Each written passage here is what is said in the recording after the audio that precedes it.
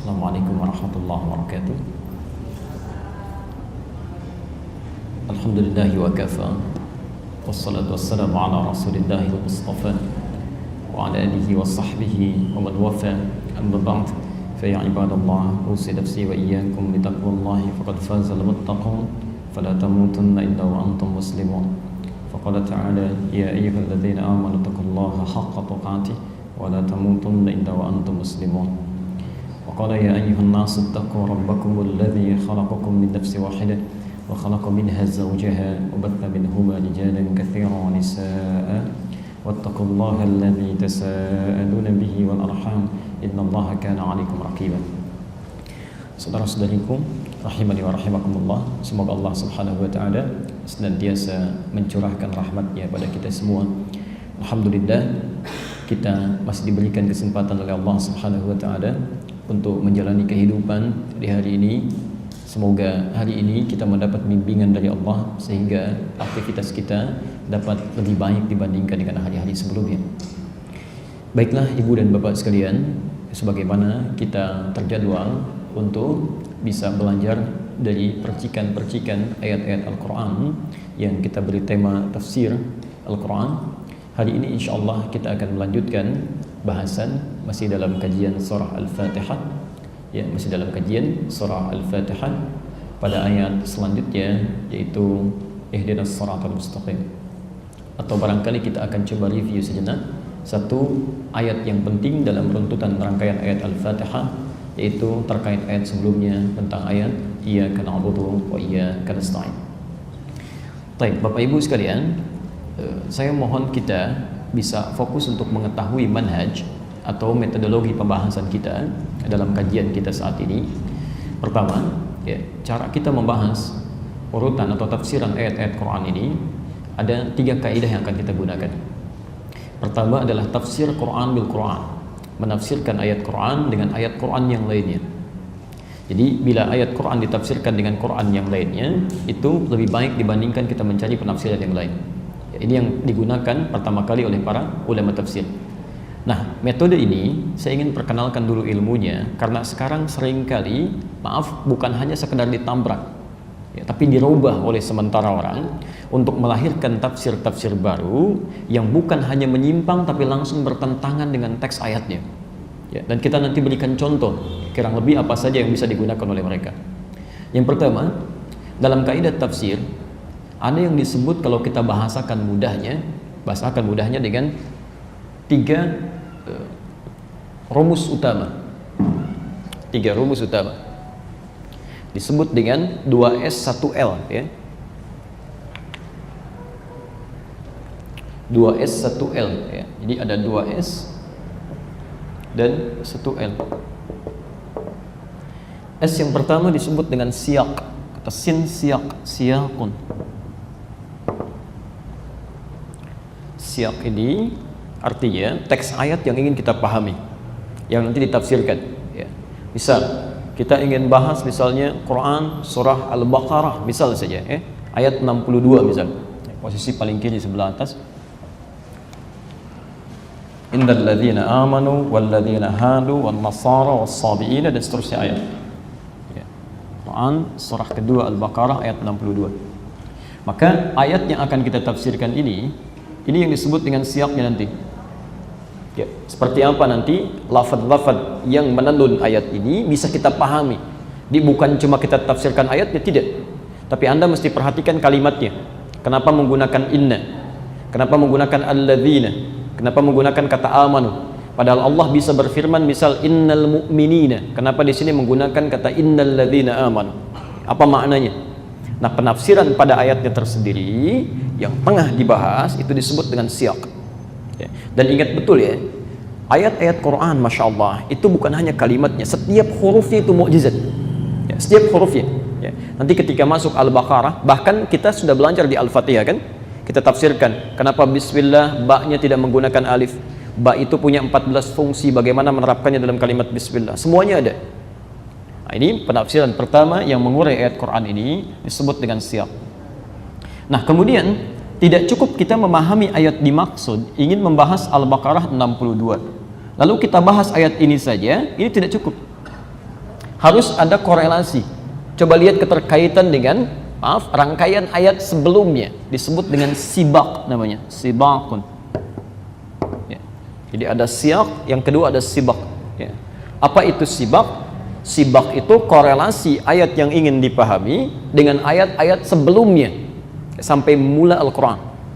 Misal, Anda ingin tafsirkan Al-Baqarah ayat 62, maka sebelum Anda pahami ini saja ya teks ayatnya, maka coba lihat keterkaitannya dengan ayat 61, ayat 60 ya. Baik, nampaknya baterainya habis gitu ya.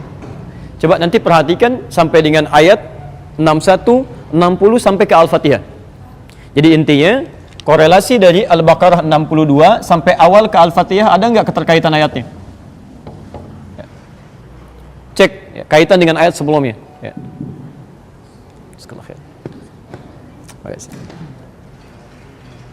Baik. Jadi nanti ada ayat-ayat Quran yang tidak bisa berdiri sendiri. Ada korelasi dengan ayat-ayat sebelumnya. Maka silakan dilihat. Ya. Jadi kalau Anda ingin mendapatkan penafsiran sempurna Al-Baqarah 62, lihat hubungan dengan sebelumnya sampai Al-Fatihah. Kemudian L yang terakhir disebut dengan lihaq, dari kata lahiq. Ini dari kata sabiq, ini dari kata lahiq, lihaq. Hubungan ayat dengan setelahnya. Anda ingin tafsirkan Al-Baqarah 62, coba cek sampai ke An-Nas. Ada enggak keterangan di ayat-ayat dari Al-Baqarah 63, 64 sampai ke Ali Imran sampai An-Nas? Apakah ada korelasinya atau tidak? Ya. Nah, maka ini bagian yang pertama, ini yang dimaksudkan tafsir Al-Quran bil Quran. Ya. Kadang-kadang Masya Allah yang ingin kita tafsirkan ayatnya ada di surat itu sendiri. Al-Qari'ah. Ya. Al-Qari'ah, kalau kita ingin menafsirkan apa itu Al-Qari'ah, Quran malah balik menjelaskan Mal Qari'ah. Apa itu Al-Qari'ah? Wa ma adraka mal Qari'ah. Diteruskan. Ya. Itu yang dimaksud tafsiran, misal siyak ditafsirkan dengan lihaq, ayat setelahnya. Nah, sekarang ibu dan bapak sekalian, saudara-saudariku, muncul entah dari mana ya, sekelompok orang menerapkan metode yang serampangan gitu ya. Bukan hanya memotong metode pakam yang telah dijelaskan oleh ulama, tapi ini mengambil ayat-ayat seenaknya, memotong-motong, jangankan keterkaitan dengan ayat sebelum atau setelahnya. Ya, ayat utuhnya saja sudah dipotong. Ya. Ada sementara orang mengatakan semua agama itu sama, menuju pada Tuhan yang sama, cuman caranya beda-beda. Lalu dia mengambil ayat Quran, dia potong ayatnya. Perhatikan kalimatnya. Al-Baqarah 62. Innal ladzina amanu wal ladzina hadu wan nasara was-sabiin. Masya Allah. Dia potong sampai sini. Ya. Dia katakan, perhatikan kalimat yang mereka ungkapkan. Ini menunjukkan semua agama sama karena seluruh kepercayaan di sini disejajarkan. Sungguh orang yang beriman itu, orang Nasrani, orang Yahudi, as-sabiin, penyembah benda-benda langit, ya, ini menunjukkan semuanya sama kata mereka. Ya. Bahkan dengan senyamannya mereka katakan, ayat ini justru mengungkapkan bahwa, lihat kata mereka, semuanya akan mendapatkan karunia dari Allah. Fala khaufun 'alaihim wa lahum yahzanun. Ya, mereka akan tenang, nyaman dan mendapatkan surga juga. Nah, ini kecerobohan dalam penafsiran yang bahkan teks ayatnya nggak berbicara itu. Teks ayatnya nggak berbicara itu. Lihat kalimat Qur'annya, man amana. Ya, siapa di antara mereka yang beriman ya, kepada Allah dan mengerjakan amal soleh. Ya, man amana billah. Ya, siapa yang beriman kepada Allah, lantas dia mengerjakan amal saleh, baru dia mendapatkan karunia-Nya. Saya beri gambaran begini, saya agak pelankan sedikit. Bapak Ibu sekalian, orang Indonesia, orang Cina, orang Amerika, orang Timur Tengah, semuanya boleh menjadi penduduk Indonesia asal punya KTP. Saya ulangi, asal punya KTP. Semuanya boleh menjadi penduduk Indonesia asal punya KTP. Saya mau tanya, apakah setiap orang Amerika boleh menjadi orang Indonesia? Tidak, kalau dia nggak punya KTP. Ya kan? Apakah setiap orang Cina boleh menjadi orang Indonesia? Tidak, kalau dia nggak punya KTP. Ya, bahkan dari kalimat tadi pun orang Indonesia belum bisa dikatakan penduduk Indonesia kalau dia nggak punya KTP. Begitu juga ayat ini ingin berkata, mohon maaf, baik itu orang beriman, kemudian orang Nasrani, orang Yahudi, penyembah misalnya benda-benda langit, bisa mendapatkan surga kenyamanan hidup sepanjang mereka beriman kepada Allah dan beramal saleh. Ya. Jadi sebetulnya ayat ini ingin ajarkan kepada keimanan dengan kalimat yang lembut. Ya. Hanya sekarang terjadi orang seringkali potong-potong ayat untuk bisa menjadikan dan menguatkan argumentasi dan opini yang ingin mereka bangun. Hati-hati dengan orang semacam ini. Ya. Nah, ibu bapak kalau menemukan orang semacam ini, itu aturannya sudah ada di Quran. Sudah ada, dan jangan repot kita ya. Ada di Quran surah keempat An-Nisa ayat 140 ya. Posisi paling kiri sebelah bawah. Quran surah An-Nisa surah keempat ayat 140. Baik. Sudah. Wa qad nazzala 'alaikum fil kitab an idza sami'tum ayati llahi yughfaru biha wa yustahza'u biha fala taq'udu ma'ahum hatta yakhudu fi haditsin ghairi. Ada ayatnya? Baik, saya akan agak pelankan sedikit. Perhatikan kalimatnya. Wa qad nazzala 'alaikum fil kitab, dan telah tetap ketentuan dalam Alkitab, Al-Quran. An idza sami'tum, kalau anda pernah mendengar satu kali, an idza sami'tum ayatillahi yughfaru biha, ayat-ayat Allah mereka ingkari. Masya Allah, maksudnya ke A, mereka tafsirkan ke B ya. Bahkan yang dikatakan misalnya inna dina indallahil Islam, agama yang benar cuma Islam, kata mereka tidak, itu salah tafsir, itu sudah mengingkari ayat ya, sudah mengingkari ayat ya. Coba anda bayangkan, zaman sama tidak ada, walaupun mereka sempat ngajak-ngajak ya. Ada utusan kepada Rasulullah SAW menyampaikan, ya Muhammad SAW, daripada kita ribut kan, lebih baik kita toleran saja. Kami ikut hari ini menyembah Tuhan kamu, besok kamu ikut kami menyembah Tuhan kami. Maka turunlah Quran surah Al-Kafirun itu, dan ujungnya ditutup lakum dinukum waliyadin, dan mereka tidak mengatakan semua agama sama ya. Anda bayangkan zaman jahiliyah saja kalimat ini nggak pernah muncul, kok zaman sekarang yang sudah lepas dari jahiliyah bisa lebih daripada itu. Ada sesuatu yang salah di sini, yang berbahaya ya. Nah, kata Allah berfirman, awas hati-hati, an idza sami'tum ayatillahi yukfaru biha, kalau anda dengar ayat-ayat Allah diingkari atau sekedar yustahza'u biha, dia mengolok-olok ya. Ngingkari sih enggak, cuma ngolok-olok ya. Orang mulai berubah, berpakaian dengan baik, dia olok-olok kan? Orang ingin berubah pada kebaikan, dia olok-olok ajaran Islamnya, misal ya. Maka kalimat Qurannya fala taq'udu ma'ahum, jangan duduk bersama mereka. Duduk di sini kalimat kiasan, maksudnya dekati mereka ya. Jangan dekati mereka dalam segala perangkat yang terkait dengan mereka. Ini maaf, bacaannya jangan dibaca, TV-nya nggak usah ditonton ya, siarannya tinggalkan ya, segalanya yang terkait dengan mereka ya. Ini cara Allah untuk kembali merangkul mereka kembali pada jalan yang benar, hatta yahudu fi haditsin ghairi, sampai mereka diberi pelajaran mengerti bahwa semua ini salah, sampai kembali pada jalan yang benar. Jadi kalau ibu bapak menemukan yang seperti itu, jauhi, itu berbahaya ya. Bahkan maaf ya, anda kalau punya kitab Sahih Muslim, ada 9 jilid syarah Imam An-Nawawi, jilid yang pertama halaman 111, bab yang keempat, posisi nomor ke-6, sebelah kiri paling atas ya. Di situ langsung ditulis oleh Imam Muslim, dari hadisnya dari Abu Hurairah, babun nahyi an akhdhir riwayat anid du'afa. Allahu Akbar. Perhatikan kalimatnya.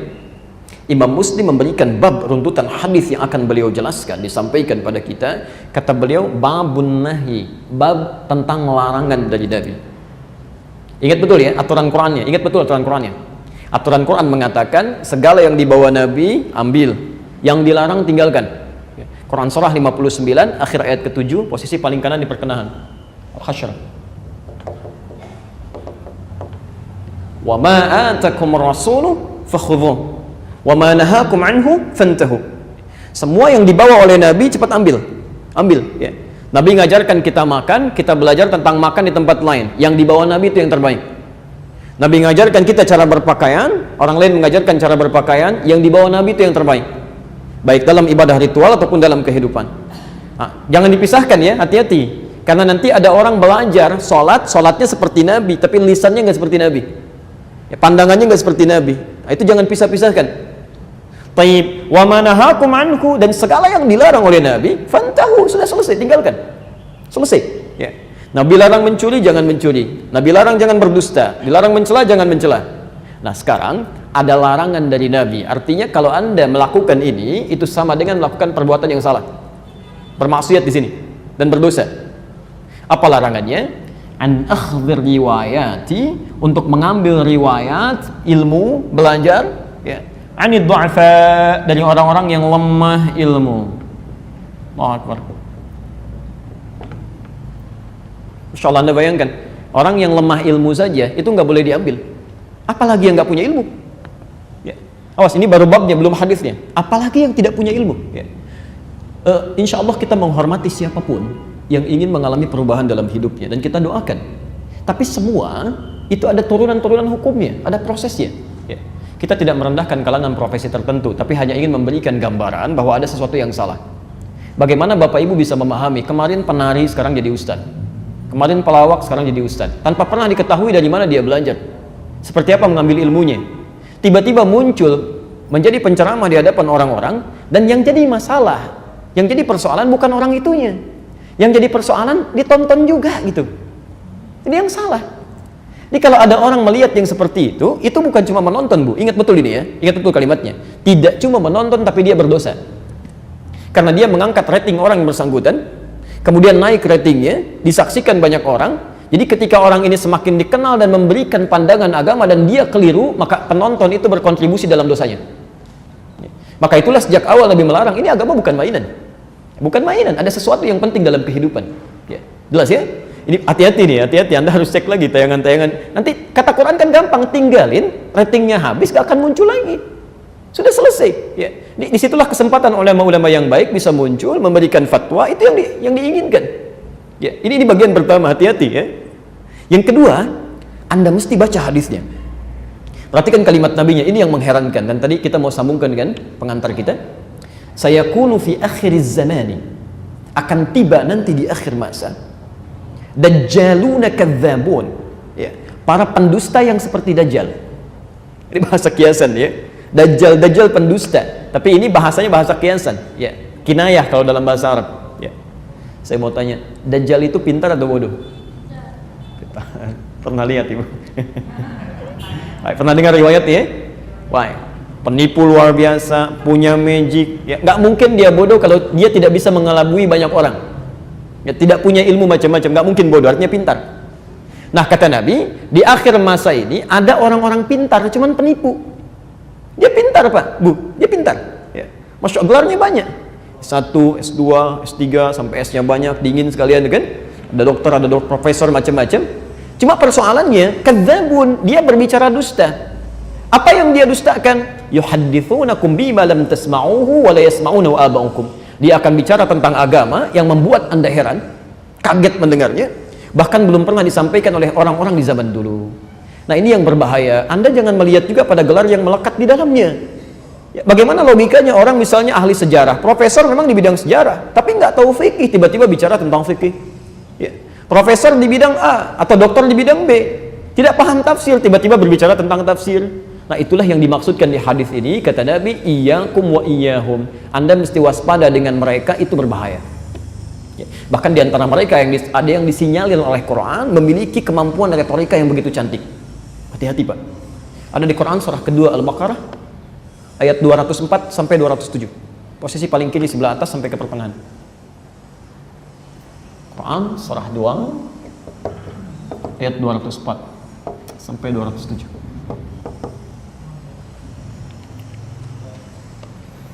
Sebentar. Kita agak pelan sebentar ya, kita baru pengantar. Wa minan nasi may yu'jibuka qawluhu fil hayatid dunya wa yushhidullaha ala ma fi qalbihi wa huwa aladul khisam ya. Wa minan nasi, dan diantara sementara orang, enggak semuanya, cuman ada dia diantara sementara orang, man yu'jibuka qawluhu fil hayatid dunya, yang kata-katanya itu begitu menarik kalau dia bicara ya. Menarik urusan agama pada kepentingan dunia. Hati-hati, menarik urusan agama pada kepentingan dunia. Wa yushhidullaha ala ma fi qalbi, kadang-kadang dia bawa nama Allah ya. Bawa nama Allah, bahkan bersumpah dengan dirinya. Ada yang ngutip ayat-ayat Quran cuma dipelesetkan, ada yang ngambil hadis cuma ditebarkan maknanya dengan suasana yang keliru ya. Wa huwa aladul khisam, perhatikan, padahal kata Allah ini musuh yang paling berbahaya, yang paling berbahaya ya. Karena itu pesan kami yang pertama, jika kita ingin belajar tentang tafsir, maka ibu bapak harus mencari orang-orang yang benar memang menguasai di bidangnya, paham kalimat-kalimat Qur'annya dengan rumus yang pertama ini tadi ya. 2 S, 1 L. Ya. Ini artinya nggak sembarangan. Kalau kita pengen menafsirkan ya harus hafal Quran dulu, harus tahu.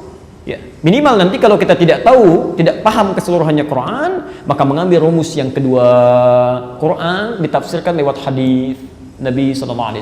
Ini rumus yang kedua. Ya. Jadi Quran dengan Quran, ya, Masya Allah.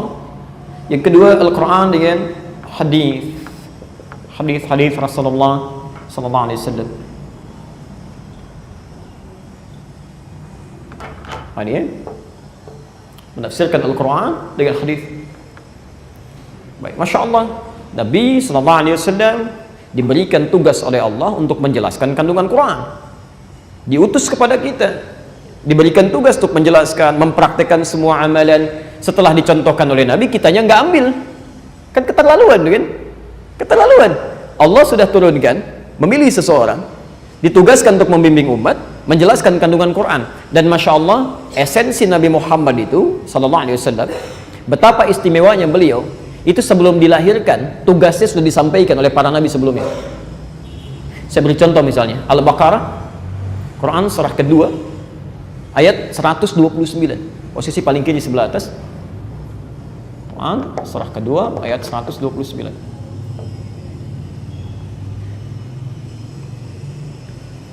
Pelan-pelan. Nabi Ibrahim dan Nabi Ismail alaihi wassalam diperintahkan oleh Allah Subhanahu wa taala untuk meninggikan kembali pondasi Ka'bah. Ya. Masih ingat penjelasan kami dulu? Kami pernah terangkan. Ya, ingat Ka'bah itu sudah lebih dulu ada dibandingkan dengan umat manusia yang turun, berdasar keterangan di Ali Imran Quran surah 3 ayat 95 sampai 97.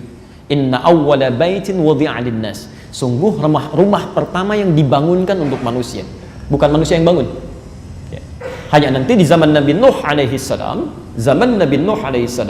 terjadi banjir besar, tersapu ya, bagian atas Ka'bahnya, tersisa pondasinya. Ya. Jadi kalau dari zaman Nabi Nuh ke Nabi Adam itu tidak mudah. Ya. Ada runtutan generasi yang kira-kira sampai 4-5 generasi. Nuh alaihi salam bin Mikhlail bin Matusyala bin Kinan bin Anwas bin Thith bin Adam alaihi salam. Jadi melewati 5 generasi dulu baru sampai kepada Nabi Adam. Setiap generasinya bisa ribuan tahun. Ya. Hancur ini, tersisa pondasinya. Dalam bahasa Arab pondasi disebut dengan qa'idah. Qa'idatun kalau satu. Lebih daripada 1, 3, 4 dan seterusnya berubah kalimatnya dari qa'idah menjadi qawa'id. Qawa'id. Maka zaman Nabi Ibrahim alaihissalam diperintahkan beliau dibantu putranya Ismail alaihissalam untuk meninggikan kembali pondasi bangunan Ka'bah. Ya. Meninggikan disebut dengan rafa'a, pondasi disebut dengan qawaid. Maka muncullah Al-Baqarah 127, posisi paling kiri sebelah atas. Wa idh yarfa'u Ibrahimul qawa'ida minal baiti wa Ismail. Dan ingatlah, pelajarilah ketika kami perintahkan kepada Ibrahim dan Ismail untuk meninggikan kembali bangunan Ka'bah. Jadi bukan membangun, ya, meninggikan pondasi Ka'bah yang runtuh. Jelas sampai sini? Baik, Ibrahim alaihissalam ketika mulai melangkah menapakkan kakinya untuk membangun, maka tapak pertama yang mengangkat derajatnya disebut dengan maqam. Maqam, ya, sampai sekarang kita temukan maqam Ibrahim. Maka saat beliau akan membangun itu, qadarullah tiba-tiba anaknya sudah mulai mendekat membawa batu, ya, mengatakan pada ayahnya, kalau bahasa kita, boleh nggak saya bantu? Boleh nggak saya bantu? Batu dalam bahasa Arab disebut dengan hajar. Kalau sudah disusun-susun membentuk sebuah batas tertentu, bagian dari bangunan disebut dengan hijr. Maka sampai saat ini disebut bagiannya dengan hijr Ismail. Jelas ya? Baik. Kenapa kalimat Ismail diakhirkan di ayat ini? Padahal bisa Allah mengatakan begini, wa idh yarfa'u Ibrahim wa Ismailul qawa'id. Dalam bahasa Arab, kalau ada pekerjaan dikerjakan oleh 2 subjek secara bersamaan, itu artinya perannya sama. Tapi kalau kalimat terakhir diakhirkan, misal wa idh yarfa'u Ibrahimul qawa'id, baru Ismail, wa Ismail, itu artinya orang kedua berperan hanya membantu saja, membantu. Jadi Ismail datang membantu.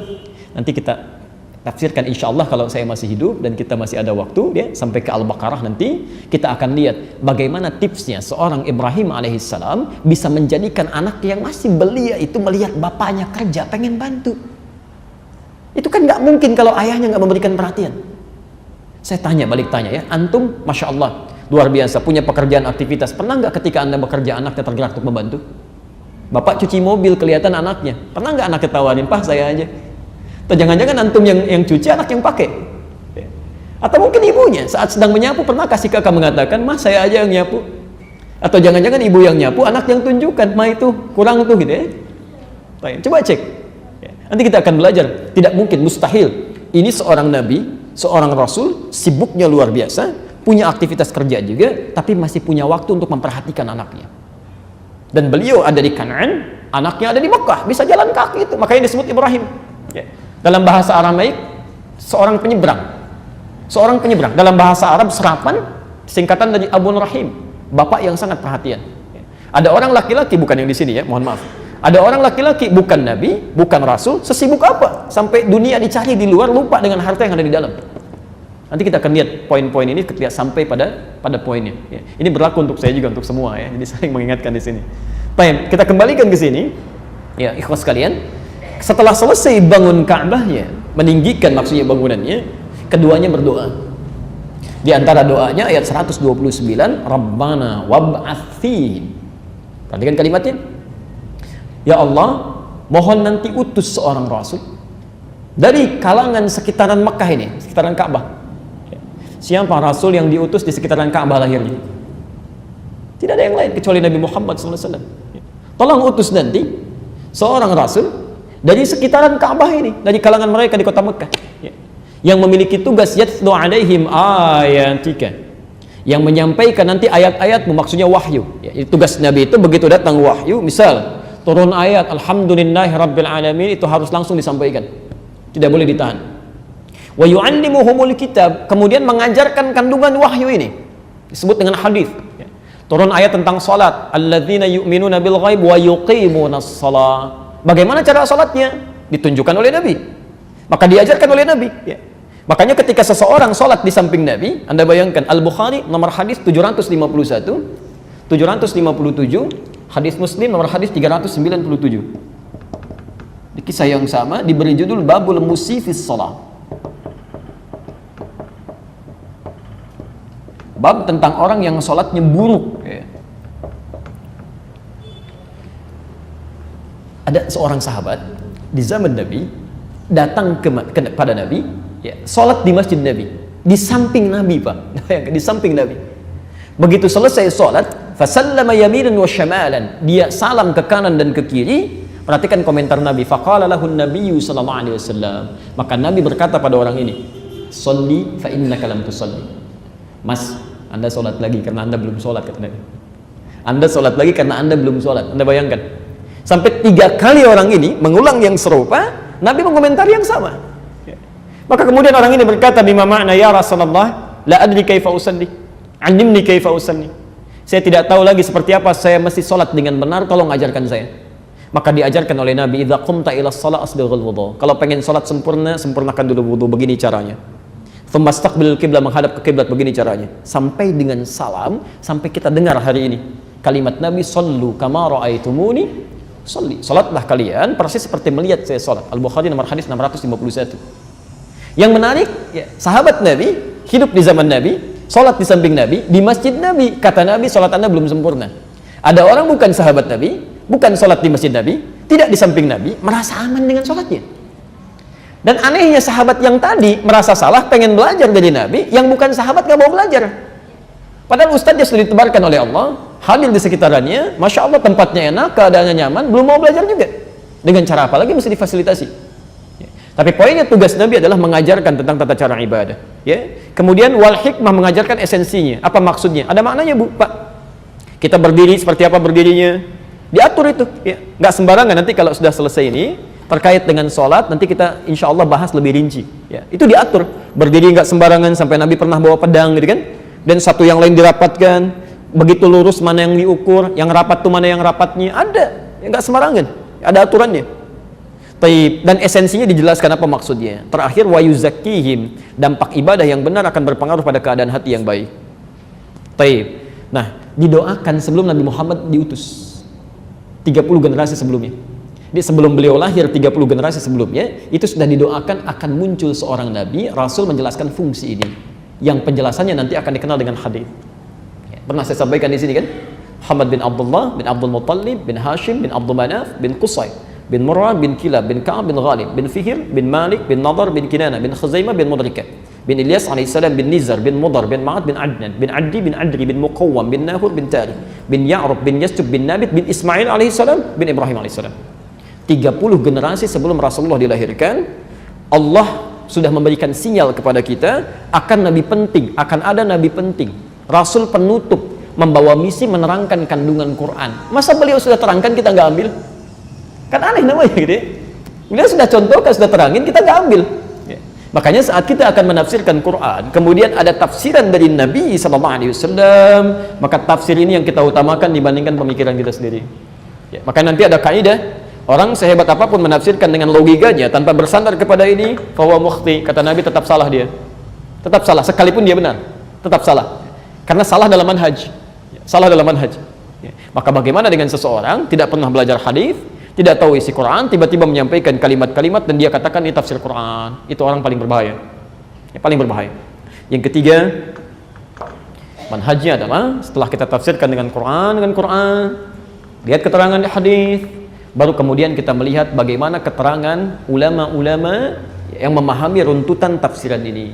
Dari mulai sahabat, kan? Yang paham dari Nabi kan sahabat. Kita nggak pernah lihat Nabi kan? Ya, sahabat lihat Nabi, sahabat mengajarkan pada tabi'in, pada orang setelahnya. Maka kita coba berkandar pada qaul atau pendapat ulama yang thiqah. Ulama thiqah.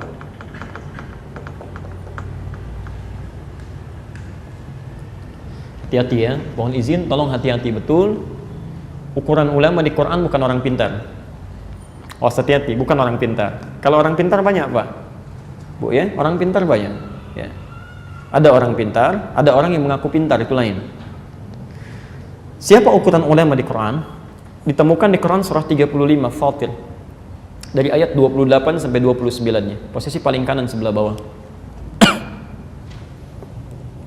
Saya cepat saja. Innama yakhshallaha min ibadihil ulama. Kalau Anda ingin mencari ulama, Quran surah 35 Fatir ayat 28 sampai 29-nya, maka kata Allah, innama yakhshallaha min ibadihil ulama. Yang disebut ulama itu bukan cuma dia tahu, paham, pintar, tidak ya. Tapi yang paling takut pada Allah. Takut pada Allah. Masya Allah. Jadi ilmunya membuat dia takut dengan Allah, takut berbuat maksiat, keluar kebaikan-kebaikan. Jadi kalau memandang misalnya, dia ingin lihat dengan matanya, dia takut kalau memandang Allah tidak ridha dengan pandangannya.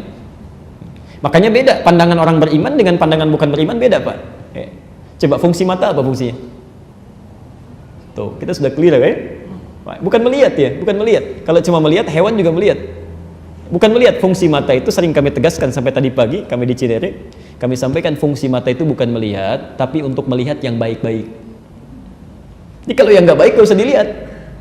Quran surah ke-24 An-Nur ayat 30 untuk laki-laki, ayat 31 untuk perempuan. Lihat kaidahnya ya, ini baru mata ini baru mata. Ya. Masya Allah, wa qul lil mu'minina yaghuddu min absarihim. Katakan pada pria-pria yang merasa punya iman. Lihat pandangan orang beriman. Yaghuddu min absarihim, pandang yang baik-baik. Kalau tidak baik palingkan. Jaga pandangan. Jadi ghadul basar itu bukan nggak boleh lihat. Ghadul basar itu silahkan lihat. Tapi ketika pandangan Anda mengacu pada yang tidak diridhai Allah, ada syahwat, ada yang tidak bagus dan macam-macam, maka palingkan, nggak boleh dilihat. Untuk ibu ayat 31-nya sama. Ya. Coba deh cek ya. Sekarang jam berapa? Ke 1:30 misal. Antum bangun jam berapa? Misal 3:30 misal saja. Sudah berapa jam sampai sekarang? 3:30 ke 2:30. Masya Allah, taruhlah misal saja, taruhlah hampir 12 jam misal. Dari 12 jam ini, sudah berapa kali mata kita salah lihat? Dari bangun tadi sampai sekarang. Barangkali lihat TV sudah salah.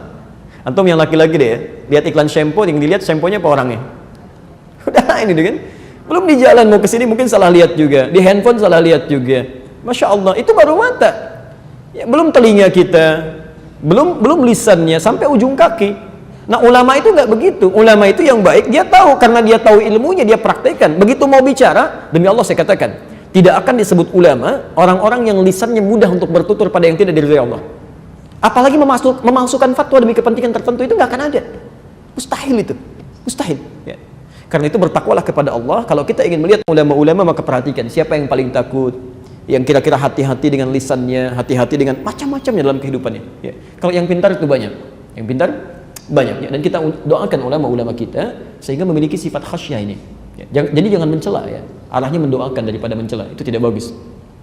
Manhaj ini yang akan kita gunakan, dan nanti juga insya Allah ya, kami juga akan melihat beberapa kitab-kitab yang bisa kita perkenalkan. Ya. Hari ini saya nanti bawa satu kitab tafsir, ini yang pertengahan. Ya. Jadi bahasanya susah juga tidak, gampang juga tidak terlalu. Jadi tengah-tengah. Ya. Insya Allah ini masih asli, kami dapatkan langsung dari gurunya, dari penulisnya. Ya. Di 2006 kami berada di Kairo, dan alhamdulillah bisa belajar langsung pada penulis kitab ini sebelum beliau meninggal dunia. Kami tinggalkan Kairo, beliau meninggal. Ya, saya sempat di Al-Azhar 2006, kemudian kita belajar tafsir dan pulang diberikan hadiah kitab ini, satu set nanti kita tunjukkan. Ya. Ini masih asli masih bahasa Arab. Ya. Nanti kita bahas insyaallah. Dan belum ada terjemahannya, Taib, kalau sudah paham manhajnya, nanti kita hadirkan kitab-kitab ulama, dan yang paling mengikuti manhaj ini di antara tafsir yang populer itu tafsir Ibnu Katsir.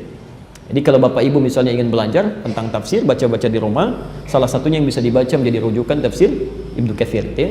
Salah satunya, yang lainnya insya Allah akan lebih banyak lagi. Taib, kita masuk pada bahasannya. Bismillahirrahmanirrahim. Di pertemuan lalu kita sudah tuntas bahaskan mengenai makna ayat Maliki Yaumiddin, dan kita kaitkan dengan kalimat Iyyaka na'budu wa iyyaka nasta'in. Kesimpulan pertama, ayat Maliki Yaumiddin memberikan pesan kepada kita bahwa semua nikmat yang Allah titipkan kepada kita hakikatnya bukan milik kita tapi milik Allah. Saya ulang ya, hakikatnya bukan milik kita tapi milik Allah. Malik, Allah yang punya, bukan kita yang memiliki. Yang kedua, seluruh nikmat yang Allah titipkan kepada kita satu saat akan dimintai pertanggungjawabannya, akan ditanya. Yaumiddin, Malik Yaumiddin, saya yang punya, dan satu hari nanti saya akan tanya. Anda nanti lihat bahasan kita di rekaman yang sebelumnya supaya bisa menyambungkan korelasi dengan bahasan hari ini. Pelan-pelan. Jadi baik itu nikmat yang berada pada jasad kita, hati-hati, pandangan itu nikmat, mata itu nikmat, telinga itu nikmat, dan ini punya Allah, bukan punya kita, karena bahasanya titipan. Jadi mumpung Bapak Ibu, saya, kita dititipkan nikmat ini, gunakan pada yang baik. Kalau enggak ya salah, keliru. Akan ditanya oleh Allah. Saya beberapa saat lalu, kami ada di Padang, di daerah Payakumbuh, sampai ke daerah Padangnya. Saya mau kasih gambaran begini, Bapak Ibu sekalian, Masya Allah. Dari nikmat usia saja ya, sekarang ada gerakan luar biasa menuju generasi Quran. Generasi Quran. Daerah Payakumbuh itu ke Padang sedang menciptakan suasana kotak Quran. Anak-anaknya bergerak kepada Quran, sampai wali kotanya, Masya Allah, sampai wali kotanya. Anda bayangkan sekarang, beberapa daerah di Indonesia saja, bukan di Arab, itu anak 4-5 tahun sudah mulai bisa terbiasa menghafal sampai 15 juz Quran, setengah Quran. Anak usia 4-5 tahun, rata-rata 15 juz, 10 juz, beberapa tempat sudah seperti itu. Maka kalau kita misalnya diberikan usia yang berlebih daripada itu, 40 tahun, 50 tahun, jangankan menghafal, untuk baca saja belum tersentuh, anak ketinggalan. Jauh gitu. Di persaingan ke surga itu tiketnya makin mahal Pak sekarang, Bu, bukan makin murah. Jadi kalau Anda nggak siapkan sekarang, jauh. Bisa nggak kebayang, ada anak, belum berlaku hisab untuk anak itu, taklifnya belum berlaku, kalau sholat juga dia nggak dihisab, maksiat belum dihisab, dia sudah berusaha mencari bekal untuk menghadap Rabbnya, menghafalkan Quran. Ada orang yakin akan dihisab, usianya lebih daripada itu, dia masih bermain-main dalam kehidupannya. Suatu saat akan ditanya. Yang paling luar biasa itu, Masya Allah, saya sampai diam, saya sampai menangis Pak. Hati saya menangis. Saya beberapa detik diam begini, kayak nggak sadar gitu. Kami diundang ke daerah Telas namanya, di Binangun, ujung Jawa Tengah, daerah agak ke dalam terpencil. Jadi Anda cari di Google itu, di Google belum tentu ketemu. Saking terpencilnya gitu ya. Masya Allah, kami dapat info ada keluarga perawat kambing di situ. Kita kunjungi, karena kisahnya ini luar biasa. Kami datang ke situ, Masya Allah, melihat satu keluarga, wajahnya memancarkan aura kebaikan, kan? Ternyata Anda tahu hidupnya itu cuma 100.000 per bulan. 100.000 per bulan. Tidak ada tampak di wajahnya keluhan. Kami datang sudah mencari hidangan terbaik untuk tamunya. Ada yang masak ikan dulu segala, itu tampilkan, coba 100.000 per bulan. Bisa nggak Anda terbayang? Ada orang desa, di tepian desanya, hidup 100.000 per bulan, tidak pernah mengeluh. Ada orang, Masya Allah, mengatakan saya orang kota, ratusan kali lipat daripada itu, hampir setiap detiknya terisi dengan keluhan. Tapi yang menarik, ketika kami lihat kambingnya, ada 4 ekor pada saat itu, kami ditunjukkan, Allahu Akbar, ketika saya lihat, itu seluruh kambingnya ditutup dengan potongan aqua, Bang. Ya, Ibu ya, yang kayak ada 1 liter itu kan agak besar ya, ditutup di mulutnya begini. Saat ditutup seperti itu saya tanyakan, ini kenapa kambingnya sakit? Tegas saya tunjuk, sampai saya tunjuk, ini sakit kambingnya. Perhatikan jawabannya, ini kami sampai diam, sampai saya menangis dalam hati. Lihat jawaban orang ini kambing tidak sakit, tapi kami baru datangkan dari penjualnya, sampai tiba di sini, kami tutup mulutnya supaya tidak memakan yang bukan haknya. Supaya tidak memakan yang bukan haknya. Demi Allah saya katakan, orang ini cuma dititipkan 100.000 plus kambingnya, dan itu pun yang dirawat punya orang lain. Dia jaga setiap sennya sampai hak kambingnya. Anda dititipkan berapa oleh Allah? Dan sudahkah Anda bisa pastikan ketika Allah menanyai suatu saat nanti Anda bisa pertanggungjawabkan setiap sennya? Di mana dia gunakan? Dan karena itu punya Allah, bukan punya kita. Punya Allah, satu saat akan ditanya gitu ya.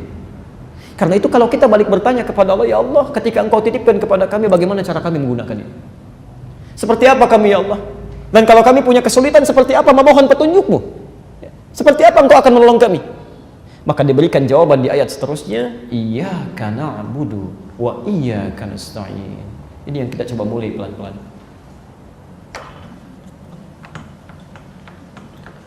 Ya, kita lihat dalil turunannya dulu supaya rumus siyak, lihaq dan sibaknya berlaku, dan keterangan hadis Nabi serta pendapat para ulama yang menyertai ini. Bismillah. Quran surah ke-51 ayat 56. Kita ambil satu aja untuk mempercepat. Kemudian hadisnya kita ambil cepat, hadis riwayat Abu Daud, kita ambil satu-satu saja. Nomor hadis 649, hadisnya hadis qudsi dari Abu Hurairah. Abu Daud nama aslinya Sulaiman dari Sijistan, dikenal dengan Sulaiman As-Sijistani. Baik ya, saya sudah pernah kisahkan ini. Nah, beliau di masanya dikenal dengan orang yang sangat pandai dengan hadis. Sampai lisannya begitu lunak dengan hadis. Jadi kalau ditanya apa aja Pak, hadis dijawab tuh. Ini sahih, ini dhaif, ini palsu, ini enggak ada hadisnya, ini ada hadisnya. Hingga orang-orang mengatakan, kalau dulu Nabi Daud itu bisa melunakkan besi dengan tangannya, Anda kasih besi ke Nabi Daud bisa jadi apa aja. Maka Sulaiman As-Sijistani bisa melunakkan hadis dengan lisan dia. Maka digelarilah pada saat itu dengan nama Abu Daud. Kalau Nabi Daud melunakkan besi dengan tangannya, Abu Daud melunakkan hadis dengan lisan dia. Hafal 500.000 hadis. Ya, dengan sanadnya keseluruhannya. Termasuk Ibnul Qayyim Al-Jauziyah yang menggelari beliau dengan Abu Daud. Jadi kalau Bapak Ibu beli kitab Sunan Abu Daud, di pengantarnya, ya di jilid yang pertama, di cover bagian luar, posisi sebelah tengah, itu disebutkan dari Ibnul Qayyim Al-Jauziyah. Disampaikan oleh beliau, inilah Abu Daud yang bisa melunakkan hadis dengan lisannya. Dari 500.000 hadis ini diseleksi 4.800 hadis sebagai penunjuk ajaran fikih. Jadi cara tentang wudu, tentang sholat, tentang macam-macam. Kalau Anda ingin lihat tuntunan dari Nabi, itu kalau mau cepat carinya jangan di Al-Bukhari Muslim. Cari di kitab Sunan, paling bagus Sunan Abu Daud. Misal, antum dari i'tidal mau ke sujud, yang duluan nempel ke tempat sujud, telapak tangan atau lutut duluan? Oke? Nah itu di Al-Bukhari nggak ada, di Muslim nggak ada, cuma ada di Abu Daud salah satunya. Ya, yang pakai telapak tangan nomor hadis 838 dari Wa'il bin Hujr, yang pakai lutut, yang pakai lutut nomor hadis 838 dari Wa'il bin Hujr, yang pakai telapak tangan nomor hadis 840 dari Abu Hurairah. Tapi keduanya cuma ada di Abu Daud. Dari 4.800 hadis itu ada 15 hadis qudsi. Posisi hadis nomor 2 hadis qudsinya nomor hadis 649. Ini terkait dengan bahasan kita. Taib. Iyyaka na'budu wa iyyaka nasta'in. Mohon izin boleh saya hapus yang atas ini? Alhamdulillah. Itu fokus saja ya. Datang, lihat, fokus, tulis. Biarkan saya terangkan sendiri, tulis sendiri dan hapus sendiri ya. Insyaallah. Bismillah. Iyyaka na'budu wa, kita turunkan lagi ke bawah. Iyyaka nasta'in. Masya Allah. Baik. Perhatikan sini, ini yang kita butuhkan dalam kehidupan. Kadang-kadang banyak orang mengeluh padahal solusinya sudah ada. Baik, ya Allah, Engkau titipkan kepada kami berbagai hal, termasuk jasad kami. Jasad ini juga akan kembali kepada Allah, kan? Bahkan Allah menegaskan di Quran surah kedua Al-Baqarah ayat 156, ya. Idza asabatkum musibah qalu inna lillahi wa inna ilaihi rajiun. Kalau diuji dengan musibah, Anda bersabar, yakinkan pada diri, inna lillah, kami milik Allah. Kami, bahkan tubuh kami ini semuanya, ya. Wa inna ilaihi rajiun, dan satu saat kami akan kembali kepada Allah dan ditanya tentang semuanya ini. Ya, latus alunna yauma idzin 'anil na'im, akan ditanya semuanya. Nah, bagaimana supaya saat ditanya itu ya, keadaan kita mudah, dipertanggungjawabkannya enak, nyaman digunakan, mendapatkan pertolongan Allah? Maka ayat selanjutnya menyampaikan iyyaka na'budu. Jadikan seluruh apa yang kita kerjakan itu sebagai ibadah karena Allah. Ya. Karena itu kita ikrarkan, iyyaka, ya Allah, kami hanya tujukan untukmu saja. Ya. Seluruh aktivitas, seluruh nikmat yang Kau titipkan, na'budu, sebagai ibadah kami hanya kepadamu. Asal kalimat ini, asalnya na'budu iyyaka. Jadi kalau kalimat standarnya dalam bahasa Arab, kalimat standar itu kalimatnya asalnya iyyakanya belakangan. Na'budu iyyaka, kami menyembah kepadamu. Cuma kalau orang Arab dahulukan kata iyyakanya, didahulukan daripada kalimat na'budunya, ini rumusnya disebut dalam ilmu balaghah dengan al-ikhtisas, untuk menunjuk komitmen kekhususan. Saya ulang, menunjuk satu komitmen yang mengkhususkan sesuatu tanpa yang lainnya. Khusus, yang mengkhususkan sesuatu tanpa peduli pada yang lainnya.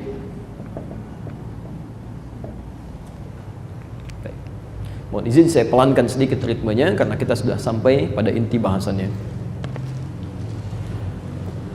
Perhatikan gambarannya. Kalau Anda katakan na'budu iyyaka, itu masih standar.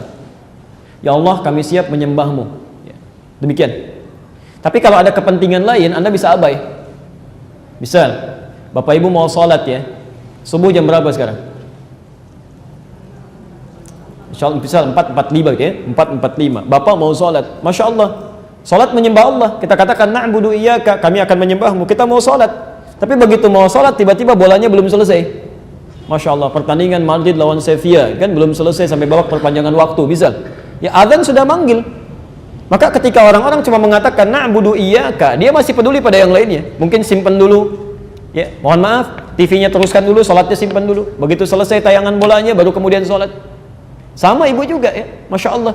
Begitu sedang nawar, misal ya, di Mall Kelapa Gading sedang nawar sesuatu, tiba-tiba azan berkumandang, Allahu Akbar, Allahu Akbar. Di sana ada musola.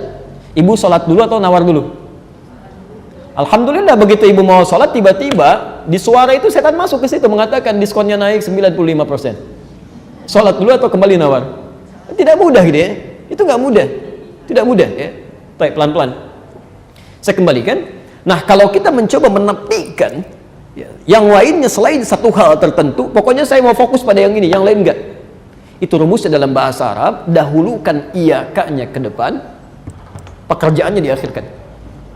Seakan-akan kalau Anda sudah mengatakan iyyaka hanya untuk Allah saja, maka yang lain itu hilang. Yang lain hilang. Maka kalau orang sudah iyyaka saat dia mau beribadah, maaf, dia mau sholat dia nggak peduli. Ya. Apakah ada situasi misalnya acara di TV, pekerjaan yang tidak terlampau penting, ya, dia nggak akan peduli. Yang penting sholat ya kerjakan. Ya. Bapak juga sama dalam Jumat itu kenapa disandingkan dengan jual beli? Ya. Dengan jual beli.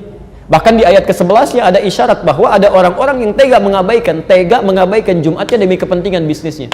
Ada bisnis di tanda tangan, proyeknya miliaran terjadi pada saat Jumat. Dia tinggalkan Jumatnya, dia kejar bisnisnya. Bisa terjadi gitu ya. Bisa terjadi. Zaman Nabi pernah ada yang begitu di awal-awal masa Jumat karena belum tahu. Pernah. Sampai turun ayat, wa idza ra'au tijaratan aw lahwan faddu ilaiha wa tarakuka qa'imah. Kata Ibnu Katsir ketika beliau sedang khutbah, ditinggalkan oleh banyak orang, tersisa tinggal 12 orang saja. 12 orang. Ya. Nah, ada rumus nanti di tafsir, kalau ada kejadian tidak disebutkan orangnya, kapan kejadiannya, itu pertanda kejadian dimaksud akan berlangsung di masa berbeda dengan tokoh yang berbeda. Bisa ada, bisa didapati. Ya. Nah, orang iyaka tidak begitu. Begitu dia katakan iyaka, cuma Allah aja, yang lain enggak. Yang lain enggak. Nah, yang menarik, ini poin kita. Na'budu, kami akan jadikan semua nikmat yang Allah titipkan untuk kepentingan ibadah saja. Allah titipkan nikmat mata, maka mata akan digunakan untuk kepentingan ibadah. Lisan digunakan kepentingan ibadah. Telinga digunakan kepentingan ibadah. Sampai ujung kakinya. Ini baru tubuh. Ya.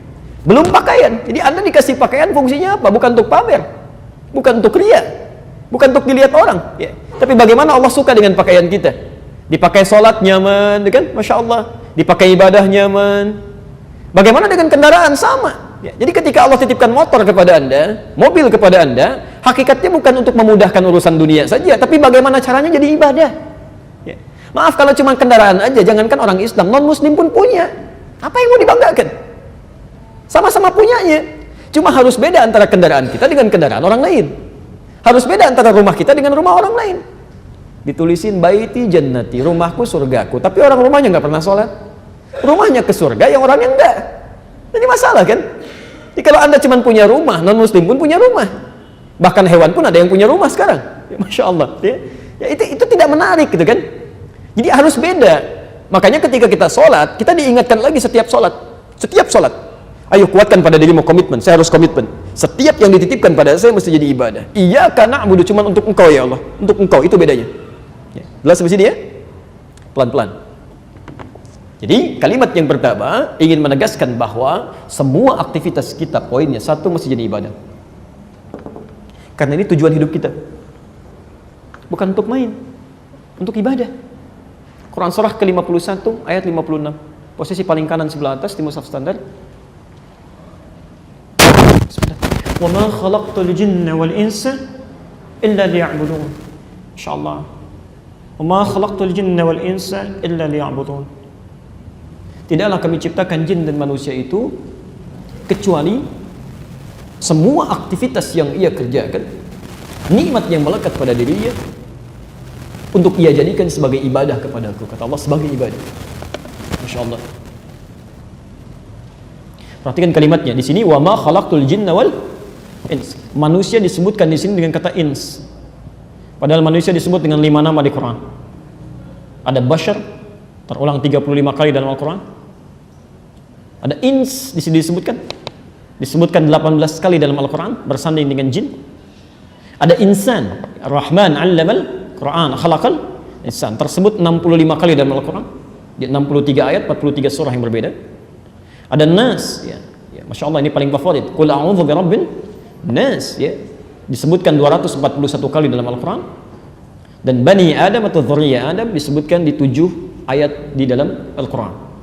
Nah, yang di sini uniknya disebutkan ins. Ins itu bentuk tunggal dari nas, personal sifatnya. Seakan-akan Allah ingin mengatakan, hey, ibadah ini tidak hanya berlaku komunal, tapi semua orang, setiap yang bernama manusia, setiap personalnya mesti menjadikan semua aktivitas dan segala nikmat yang melekat pada dirinya untuk ibadah. Dan setiap kita akan ditanya tentang ibadah kita itu. Gak bisa diwakilkan. Fulan, bagaimana hidup kamu? Ya Allah, saya wakilkan aja sama dia supaya bisa bicara. Gak bisa. Antum silakan pejabat paling hebat punya jubir, ketika nanti ditanya oleh Allah, nggak bisa. Ya Allah, saya punya jubir, dia aja yang ditanya, jangan saya. Nggak bisa, nggak bisa. Ya, semua akan ditanya. Karena itu sifatnya personal. Ya, wa ma khalaqtul jinna wal ins. Bisa Allah katakan begini, wa ma khalaqtul jan wan nas, bisa. Tapi kenapa menggunakan kata ins? Ingin menunjukkan bahwa esensi ibadah berlaku bagi setiap person yang tercipta.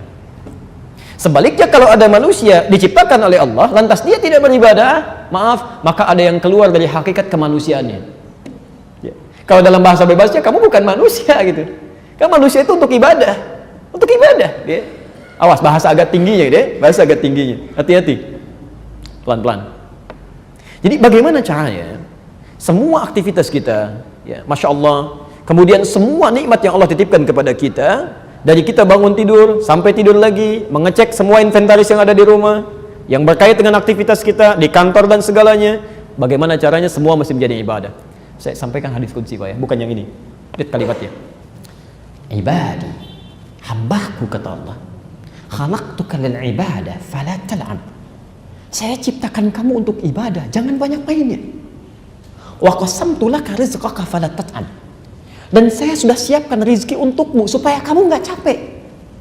Jadi sebetulnya rizki kita sudah ada. Nanti pembahasan rizki saya terangkan bagaimana urutannya. Sudah ada. Ini jangan karena kesibukan kita ingin mendapatkan rizki tiba-tiba melupakan nilai ibadah. Perhatikan kalimat-kalimat hadisnya. Kalau engkau masih mencari dunia meninggalkan ibadahmu, saya akan buat capek la usallitanna lakad dunya. Saya akan buat capek kamu dengan urusan dunia, dan saya tidak akan berikan rizki kepadamu kecuali sesuai dengan hak yang harus engkau peroleh saja. Misal, ada orang kerja capek luar biasa, kerja keras, masya Allah, saking kerasnya berangkat gelap, pulang gelap, lupa sholat, lupa macam-macam. Lu menghasilkan 100 miliar, dia bangga, ini kerja keras, saya dapat 100 miliar. Kata Allah, kamu nggak usah bangga, memang rezeki kamu itu segitu. Kamu cari-cari pun dapatnya akan segitu juga. Jadi ngapain dibanggain? Ya, nggak harus dibanggakan. Saya akan buat capek kamu sampai tidak akan kamu mendapatkan rezekimu kecuali sesuai yang telah saya tetapkan. Tapi kalau kamu ikuti ketentuan saya, tidak kamu tinggalkan ibadahnya, maka kamu akan saya buat tenang dalam kehidupan, dan Allah berikan rezeki sesuai dengan yang kamu butuhkan. Ini selesai. Jadi kalau kita ibadahnya nyaman, jalan dengan tenang, demi Allah saya katakan rezeki akan datang. Ya, nanti dalam bahasan yang khusus, wa mimma razaqnahum yunfiqun, kita akan bahas. Ada rezeki yang kita kejar, ada rezeki yang mengejar-ngejar kita. Masya Allah. Bahkan diantaranya min haitsu la yahtasib, yang tidak disangka-sangka. Ada orang mengatakan nggak nyangka saya dapat ini. Emang nggak usah disangka. Dia datangnya dari rezeki yang tidak disangka-sangka. Jadi jangan nyangka. Pasti ada gitu ya. Pasti ada. Anda bayangkan, rizki yang kita cari disebut dengan adlullah, keadilan Allah. Rizki yang mencari-cari kita disebut dengan fadlullah, keutamaan dari Allah. Makanya orang katakan hadza min fadli rabbi, ini keutamaan yang Allah berikan kepada saya. Jelas ya? Nah, karena itu supaya hidup kita mudah, nyaman dalam kehidupan dunia akhirat, maka jadikan semua aktivitas sebagai ibadah. Pelan-pelan. Iya kah? Bukan pada yang lain, hanya untuk Allah. Ya. Ini bukan pada yang lain, hanya pada Allah. Ya, tujukan karena Allah. Ya. Makan karena Allah, minum karena Allah, bekerja karena Allah, masya Allah. Ibu merawat anak karena Allah, segalanya lillah, lillah. Ya. Orang haji juga sekarang mau haji, siap-siap sudah mau berangkat macam-macam, masya Allah. Itu pun kalau bukan karena Allah tidak akan seibadahnya. Ya, nggak ada pahalanya. Makanya peringatan pertama kami tekankan pada saudara-saudari kami yang akan berhaji, ayat haji di Quran itu dimulai di Al-Baqarah 196. Posisi paling kiri sebelah bawah. Itu pertama kali ketika Allah minta menyempurnakan ibadahnya, itu bukan fikih yang disebutkan, tapi kalimat tauhid. Wa atimmul hajja wal umrata lillah. Sempurnakan haji itu dan umrah, lakukan karena Allah, lillah. Masya Allah. Kalau di Quran ada ibadah bersanding dengan kesempurnaan, sempurnakan. Itu tandanya ada orang ibadah tidak sempurna. Ya, tidak sedikit yang tidak sempurna. Salah satu sebabnya kenapa? Karena bukan lillah. Ya, masya Allah, nunggu-nunggu cukup lama, keluar biaya banyak, tenaga tidak juga sedikit keluar. Ya, begitu sa'inya live, tangan kanannya pegang handphone, Rabbik firwarham begini, orang lain lihat, ngapain jauh-jauh. Ada yang pulang dari Arafah, begitu selesai mau ke Muzdalifah, diminta oleh Quran zikir, ini baru pasang status, sedang menuju Muzdalifah. Habis deh. Bahkan ada yang belum berangkat sudah habis pahalanya. Ria itu kan menggugurkan pahala. Ingat betul ya, ria itu rumus Qurannya menghanguskan semua pahala. Al-Baqarah Quran surah kedua ayat 264, posisi paling kiri sebelah bawah. Kalimatnya, ya ayyuhalladzina amanu, hai orang-orang yang merasa punya iman, la tubtilu shadaqatikum bil manni wal adha. Jangan Anda gugurkan kebaikan-kebaikan yang telah Anda tenun lelah itu dengan berbuat sesuatu yang merusak dan menghancurkan amalan. Kalladzi yunfiqu malahu ria'an nas, seperti orang infak yang ria. Di ria itu bisa menggugurkan amalan, habis semuanya, nggak bernilai. Bukan cuma infak, ada orang sholat kan ria, al-maun itu. Ya, fawailul lil musallin, celaka orang sholat. Masya Allah, orang sholat masih bisa celaka, apalagi yang nggak sholat.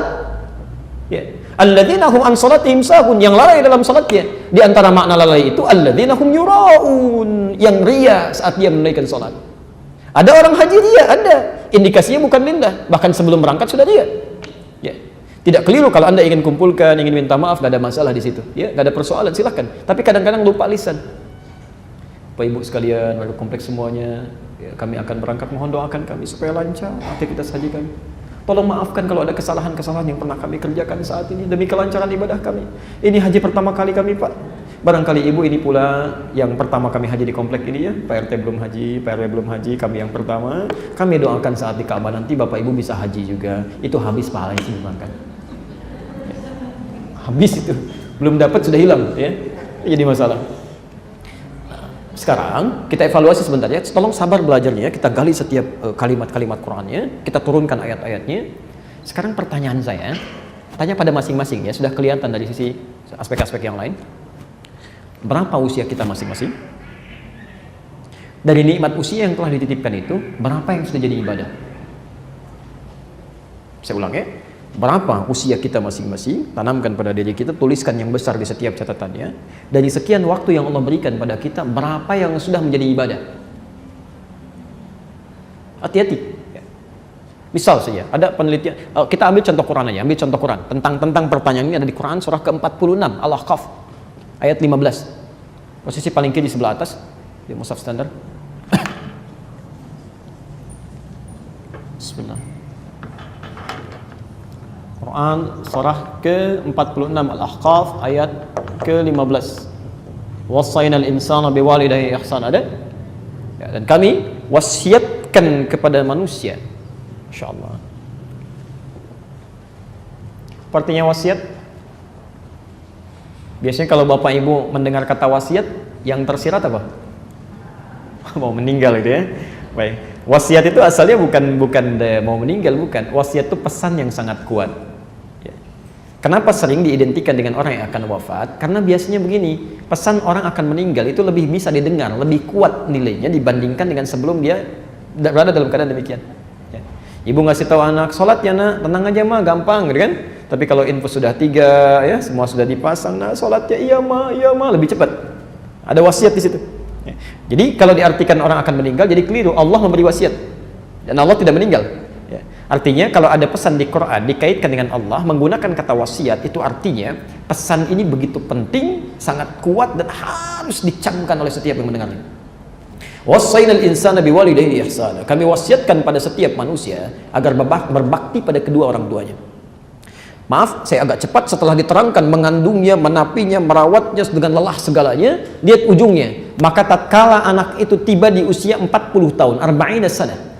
40 tahun. Dan diantara kita tidak sedikit yang sudah mencapai itu, bahkan lebih. Dia harus mengevaluasi dirinya dengan berdoa. Perhatikan doanya, Rabbi auzi'ni an ashkura ni'mataka allati an'amta alayya wa ala walidayya wa an a'mala salihan tarda. Lihat doa pertama, saya tidak akan bahas ini dengan panjang bagian pertama ini. Rabbi auzi'ni, ya Allah mohon bimbing kami an ashkura ni'mataka allati an'amta alayya, ya atas nikmat untuk bisa bersyukur, ya mensyukuri nikmat yang telah Engkau titipkan kepada kami, wa ala walidayya dan kepada orang tua kami. Ya Allah tolong bimbing hamba untuk mensyukuri nikmat ini ya Allah supaya bisa bersyukur. Ya. Yang paling menarik, perhatikan kalimatnya. Wa an a'mala salihan tarda. Dan mohon bimbing kami untuk bisa menggunakan waktu yang Kau berikan ini, nikmat yang Kau titipkan untuk beramal soleh. Pelan-pelan. Kenapa ada kalimat amal soleh di sini? Karena jangan-jangan, mohon maaf, sudah Allah berikan selama 40 tahun, belum dia gunakan untuk beramal soleh. Anak 4 tahun sudah ke masjid. Bapaknya yang 40 tahun nggak mau ke masjid. Pak, kok nggak ke masjid? Anaknya ke masjid, kan sudah ada perwakilan dalam keluarga. Allahu Akbar. Ada kalimat itu pernah kami dengar saat ada di Jakarta, salah satu sudutnya. Ada, ya. Masya Allah, anaknya menghafal Quran, bapaknya mau baca pun belum tergerak, atau ibunya demikian. Ya, padahal baru 4 tahun. Ya, ada yang keliru. Karena itu setiap manusia mesti mengecek. Kalau sudah ada 40 tahun dari usianya, saya berikan gambaran sederhana ya. Ini penelitian pernah dilakukan, walaupun ringan. Ya, walaupun ringan. Umumnya, walau tidak semuanya, umumnya setengah usia manusia itu dipakai tidur. Jadi kalau orang diberikan 40 tahun, setengahnya 20 tahun tuh umumnya dipakai tidur. Dari mulai kecilnya, dewasanya, tidur siangnya, tidur malamnya, macam-macamnya. Jadi kalau 40 tahun yang digunakan tidur berapa tahun? 20 tahun. Yang digunakan beraktivitas 20 tahun. Perhatikan. Apakah saat kita beraktivitas semuanya benar? Tidak, mungkin ada salahnya. Mata salah, telinga salah, lisan salah, sampai ke ujung kaki. Saya mau tanya, dari 20 tahun ini berapa yang sudah dipakai ibadah? baik. Ya. Misal, jangan terlalu pesimis, ambil setengahnya. Bisa 10 tahun. 10 tahun. Jadi kalau orang usia 40 tahun, yang bernilai dalam pandangan Allah, misal saja, ya dari 40 tahun ini cuma 10 tahun, bekal yang dibawa pulang. Pertanyaan kami, berapa dosanya? Sudah tadi ya, setengah kita ambil, misal. Dari 10 tahun ini, pertanyaan selanjutnya, maaf, dari 10 tahun ibadah, apakah sudah pasti diterima? Belum. Apa syarat diterima? Ikhlas. Quran surah Al-Baqarah 98 ayat ke-5. Wa ma umiru illa liya'budullaha mukhlishina lahuddin. Dari 10 tahun ibadah berapa tahun yang ikhlas? Salat yang ikhlas, baca Quran yang ikhlas, infak yang ikhlas. Misal ambil 5 tahun setengahnya, misal saja 5 tahun. Jadi orang usia 40 tahun membawa bekal yang tidak bermasalah kepada Rabbnya, misal cuma 5 tahun saja. Dosanya berapa tahun? Ya, coba dicek. Dan dalam keadaan ini masih menginginkan untuk bisa masuk surga. Masya Allah, kan aneh ini ya, aneh ya. Pasti ada yang salah, pasti ada yang keliru, ya. Ada yang keliru. Ya. Perhatikan pelan-pelan ya.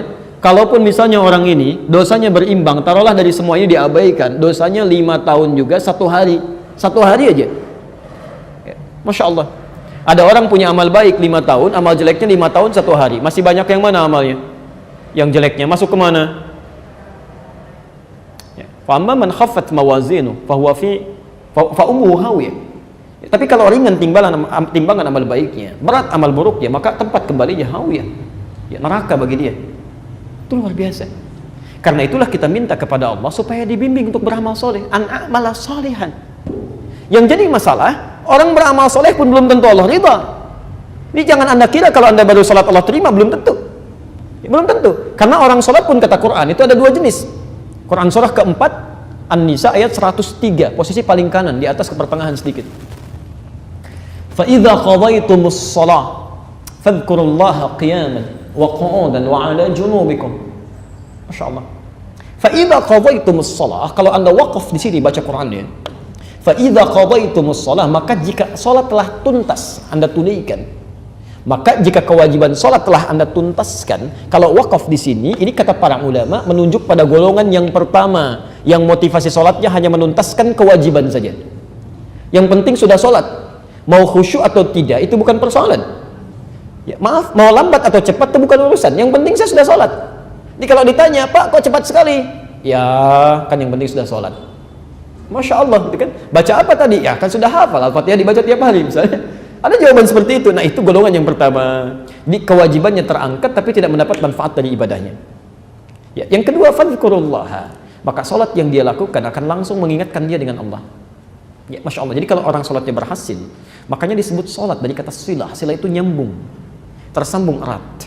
Jadi kenapa disebut salat? Karena ibadah salat ini melatih kita untuk tersambung dengan Allah dalam setiap liku kehidupan kita. Jalan ingat Allah, duduk ingat Allah. Masya Allah, mau tidur pun ingat Allah. Itu fungsinya. Ya, coba dari sekian sholat yang telah kita tunaikan, berapa yang menjadikan kita ingat pada Allah? Jangan-jangan baru keluar sholat tidak ingat dengan Allah. Ada yang begitu, Bu. Ya. Kan jadi aneh ya, ada orang keluar dari rumah Allah kehilangan sandalnya, padahal baru sholat. Apa yang salah? Artinya saat dia gunakan sandal dia nggak ingat. Sebab kalau ingat Allah tidak mungkin orang yang ingat Allah melakukan maksiat, itu mustahil. Orang mau minum, ketika dia akan minum ingat Allah seperti yang kami sampaikan, maka dia akan tidak akan pernah menyentuh minuman yang tidak disenangi oleh Allah, karena dia sedang ingat dengan Allah. Dia tahu Allah melihat, dia tahu Allah mendengar. Orang yang ingat Allah karena didengar oleh Allah, punya sifat as-sami', maka dia tidak akan mengeluarkan kalimat-kalimat yang tidak Allah sukai. Semua. Maka dari itu kembali lagi, berapa aktivitas kita yang sudah menjadi ibadah. Itu pun yang sifatnya iyaka karena Allah, bukan karena yang lain. Karena itulah mari kita evaluasi ketika kita mengatakan dalam sholat iyyaka na'budu, itu kita sedang berkomitmen. Dicek lagi, Pak Bu, ya Allah, apa salah saya sampai saya sholat ini, apa yang kurang-kurangnya, apa yang belum jadi ibadah, dievaluasi. Sangat-sangat luar biasa kalau ada orang setelah sholat tiba-tiba dia keluar dari komitmennya, padahal baru menyampaikan pada Allah barusan, saya mau ibadah, tapi dia melanggar kata-katanya sendiri. Itu ada yang berbahaya di situ. Ya. Makanya kalau kita sholatnya benar, itu baru selesai sholat saja, Masya Allah, kesalahan kita sepanjang bukan dosa besar, itu antara sholat ke sholat bisa terampuni. Ya. Pernah dengar hadis ini? Hadis Muslim, nomor hadis 223. As-salawatu ila as-salawat, wal jumu'atu ila al-jumu'ah, Wa Ramadan ila Ramadan kaffaratun lima bainahunna. Ya, salat satu ke salat yang lainnya, Jum'ah ke Jum'ah ada pekanan. Wa Ramadan ila Ramadan ada tahunan. Kalau benar ditunaikan kata Nabi, kaffaratun itu akan menghapuskan ya lima bainahunna, dosa-dosa yang pernah dikerjakan di antara keduanya. Jadi kalau Anda tadi punya salah misalnya saat salat subuh sampai ke zuhur, dan mustahil ada orang tidak berbuat salah, maka saat Anda salat zuhur itu benar salatnya, tuntas semua kesalahan dan dosanya, digugurkan oleh Allah. Ya, kecuali dosa besar, ya, dosa besar. Maaf, yang pekanan Jumat ke Jumat selesai. Yang tahunan belum selesai pekanan, ya tahunan dihapuskan oleh Allah. Ramadan digugurkan. Ya. Makanya kata Nabi, maaf, bu'dan liman adraka Ramadan falam yughfar lahu. Ya, celaka dan keterlaluan berlumur dengan kotoran. Ya. Di raghima anf itu salah satu maknanya bu'dan atau raghima anfun. Ya, di hidungnya ada kotoran, debu. Ya. Celaka orang yang diberikan Ramadan tapi dia tidak mampu beristighfar kepada Allah di bulan Ramadan itu yang bisa mengampuni dosanya. Dikata Nabi, orang yang keluar dari Ramadan, alumni Ramadan, tidak terampuni dosanya, itu orang celaka. Ya, bahaya dalam hidupnya. Baik, saya akhiri dulu bagian terakhirnya, nanti kita coba berikan waktu kalau ada yang mau ditanyakan. Jadi kesimpulan pertama, kalau semua nikmat yang Allah titipkan kepada kita di Maliki Yaumiddin dengan ayat sebelumnya, ingin selamat, ingin mendapatkan kemudahan dari Allah, maka jadikan semua itu sebagai ibadah karena Allah. Ya, jelas semua ini? Ya. Maaf, kedudukan, mohon izin saudara kami para ikhwan, jika teman-teman ada yang dititipkan oleh Allah kedudukan, artinya ibadah antum ada di situ. Ayo bikin polisi kebijakan-kebijakan yang baik.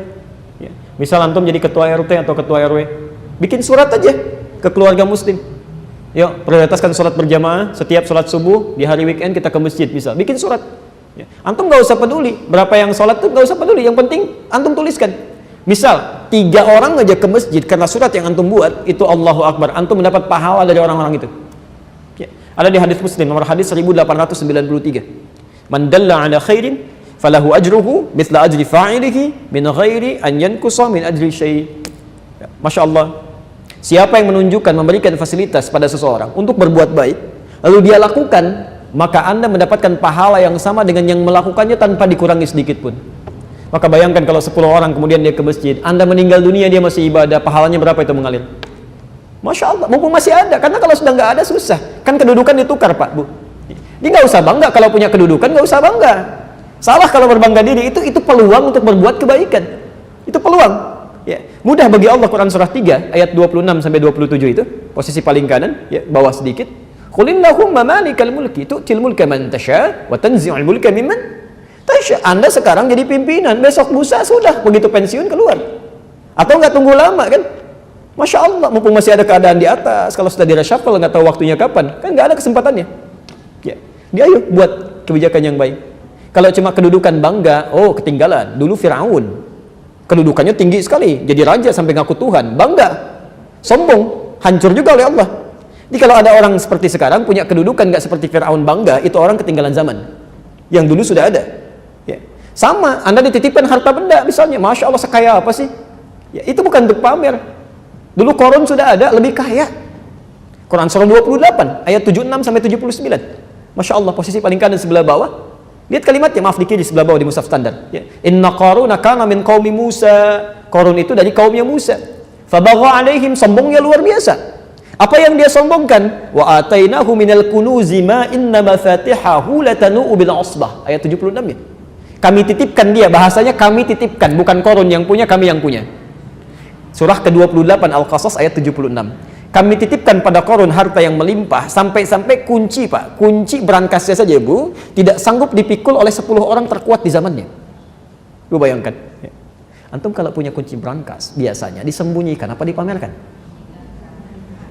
Pasti disembunyikan, masa dipamerkan? Antum foto, plak, ya, buat di Instagram, kunci berangkas saya itu cari masalah gitu ya. Cari masalah. Ini enggak, Qarun enggak. Dia setiap kemana-mana Pak ya, di belakangnya ada 10 orang, cuma ngangkat kunci berangkasnya saja. Dia ingin tunjukkan pada orang, kalaupun ada yang ngambil harta saya, ambil aja, nggak akan habis kok, saking kayanya saya. Saking kayanya saya.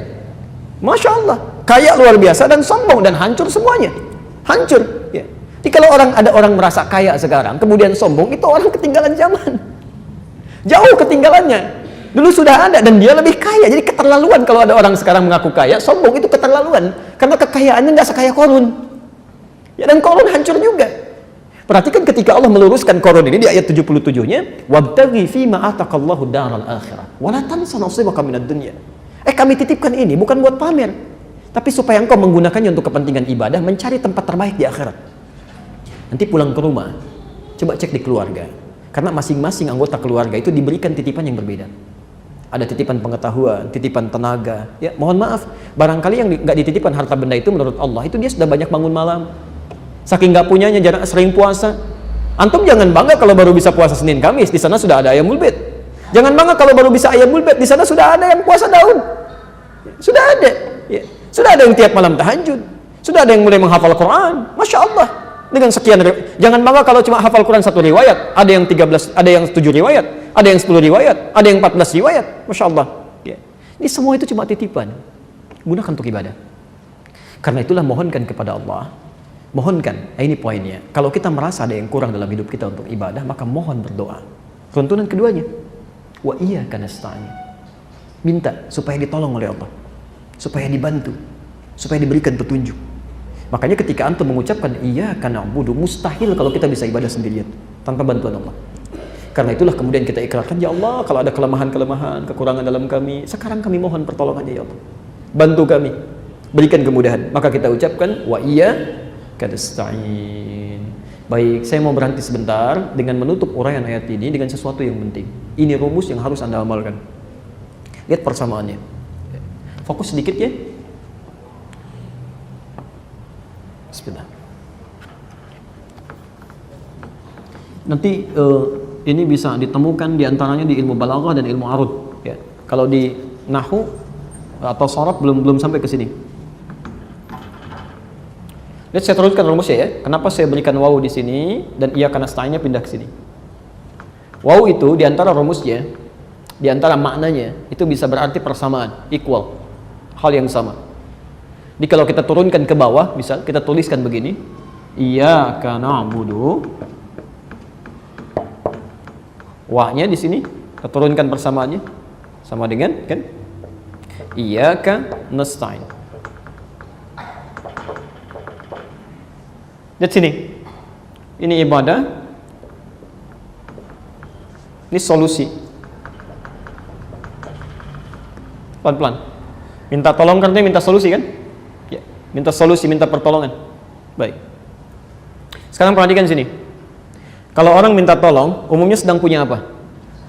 Masalah. Mustahil orang minta tolong nggak ada masalah. Tolong saya Pak, kenapa? Nggak ada apa-apa.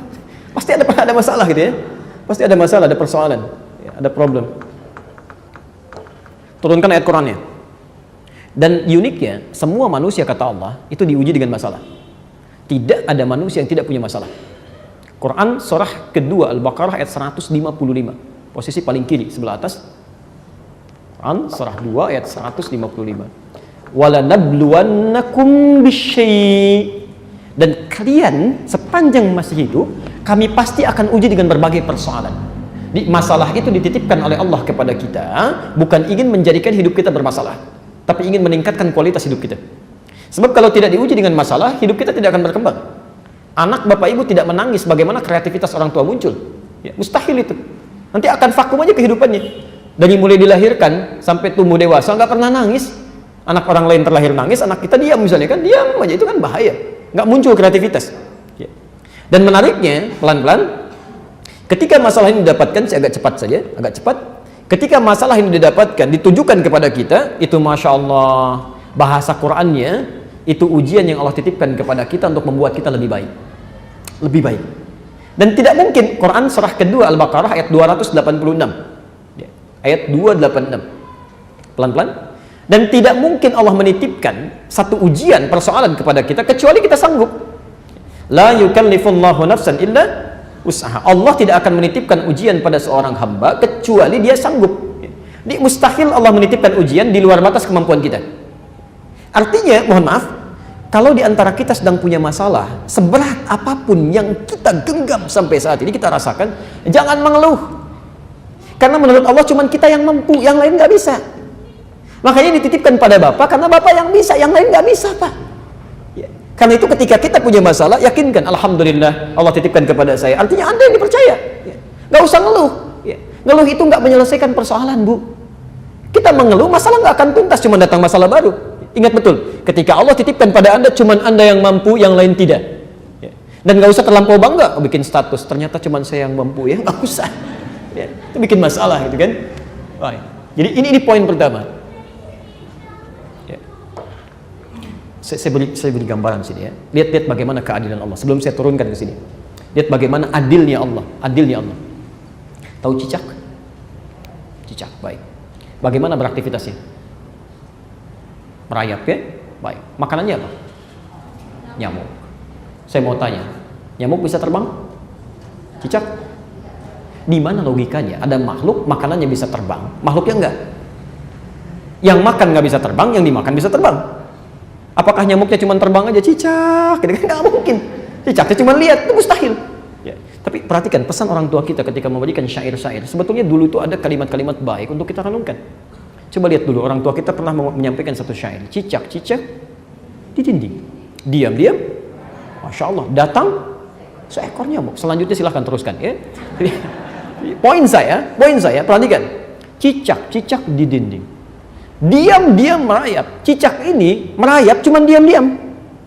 Cuman diam-diam aja, tapi dia merayap. Yang menarik, datang seekor nyamuk. Bukan cicak yang mendatangi nyamuk, tapi nyamuknya datang. Kalau dia tidak merayap sekalipun diam-diam, nyamuknya nggak akan datang. Tapi karena dia merayap walaupun diam-diam, nyamuk datang. Siapa yang datangkan nyamuk? Kalau cicak aja merayap, yang terbang bisa datang, maka bagaimana dengan manusia yang bisa mengerjakan apapun? Mudah bagi Allah mendatangkan. Ya. Kalau dia tingkatkan kedekatannya dengan Allah, Allah akan datangkan, bahkan dari sisi yang tidak dia duga. Allahu Akbar. Cicak aja dapat, kenapa kita enggak? Ini nggak ada yang mustahil, ya, nggak ada yang mustahil. Baik, ini problem, masalah, pelan-pelan. Kita ingin solusinya. Ketika kita mohonkan solusi, ya, wa iyyaka nasta'in, ternyata yang menarik didahului dulu oleh ibadah. Kalimat solusi ini disandingkan dengan ibadah, dibuat persamaan. Ibadah sama dengan solusi.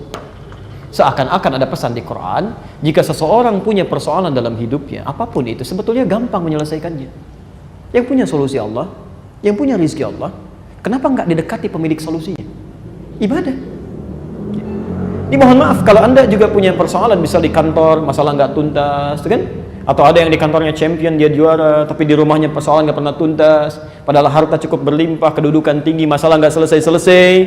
Cek, mungkin ini yang nggak maksimal. Ya, ini yang nggak maksimal ibadahnya. Kita ambil contoh lain, Quran surah 65, At-Talaq, akhir ayat kedua, awal ayat ketiga. Di ujung ayat kedua, di awal ayat ketiga. Baik, lihat persamaannya. Wa man yattaqillaha yaj'al lahu makhraja, masyaallah, wa yarzuqhu min haitsu la yahtasib. Wa man yattaqillaha, siapa yang bisa meningkatkan takwanya kepada Allah, takwanya naik, yaj'al lahu makhraja, kami berikan jalan keluar pada setiap persoalan yang tengah dialami, diberikan solusi. Di persamaan di ayat ini, takwa meningkat, takwanya meningkat, masalah selesai. Ya. Bahkan rizki, Masya Allah, wa yarzuqhu min haitsu la yahtasib, rizkinya datang dari sisi yang tidak dia duga. Rizki itu bukan cuma uang, hati-hati. Keturunan itu rizki, ketenangan itu rizki. Kadang-kadang ketenangan itu bisa lebih penting dibandingkan dengan harta yang kita lihat dan kita pegang. Saya sering tanyakan, Bapak Ibu mau pilih mana? Kaya tapi gelisah atau miskin tapi tenang? Dan tidak ada pilihan ketiga. Itu nggak mudah, kan?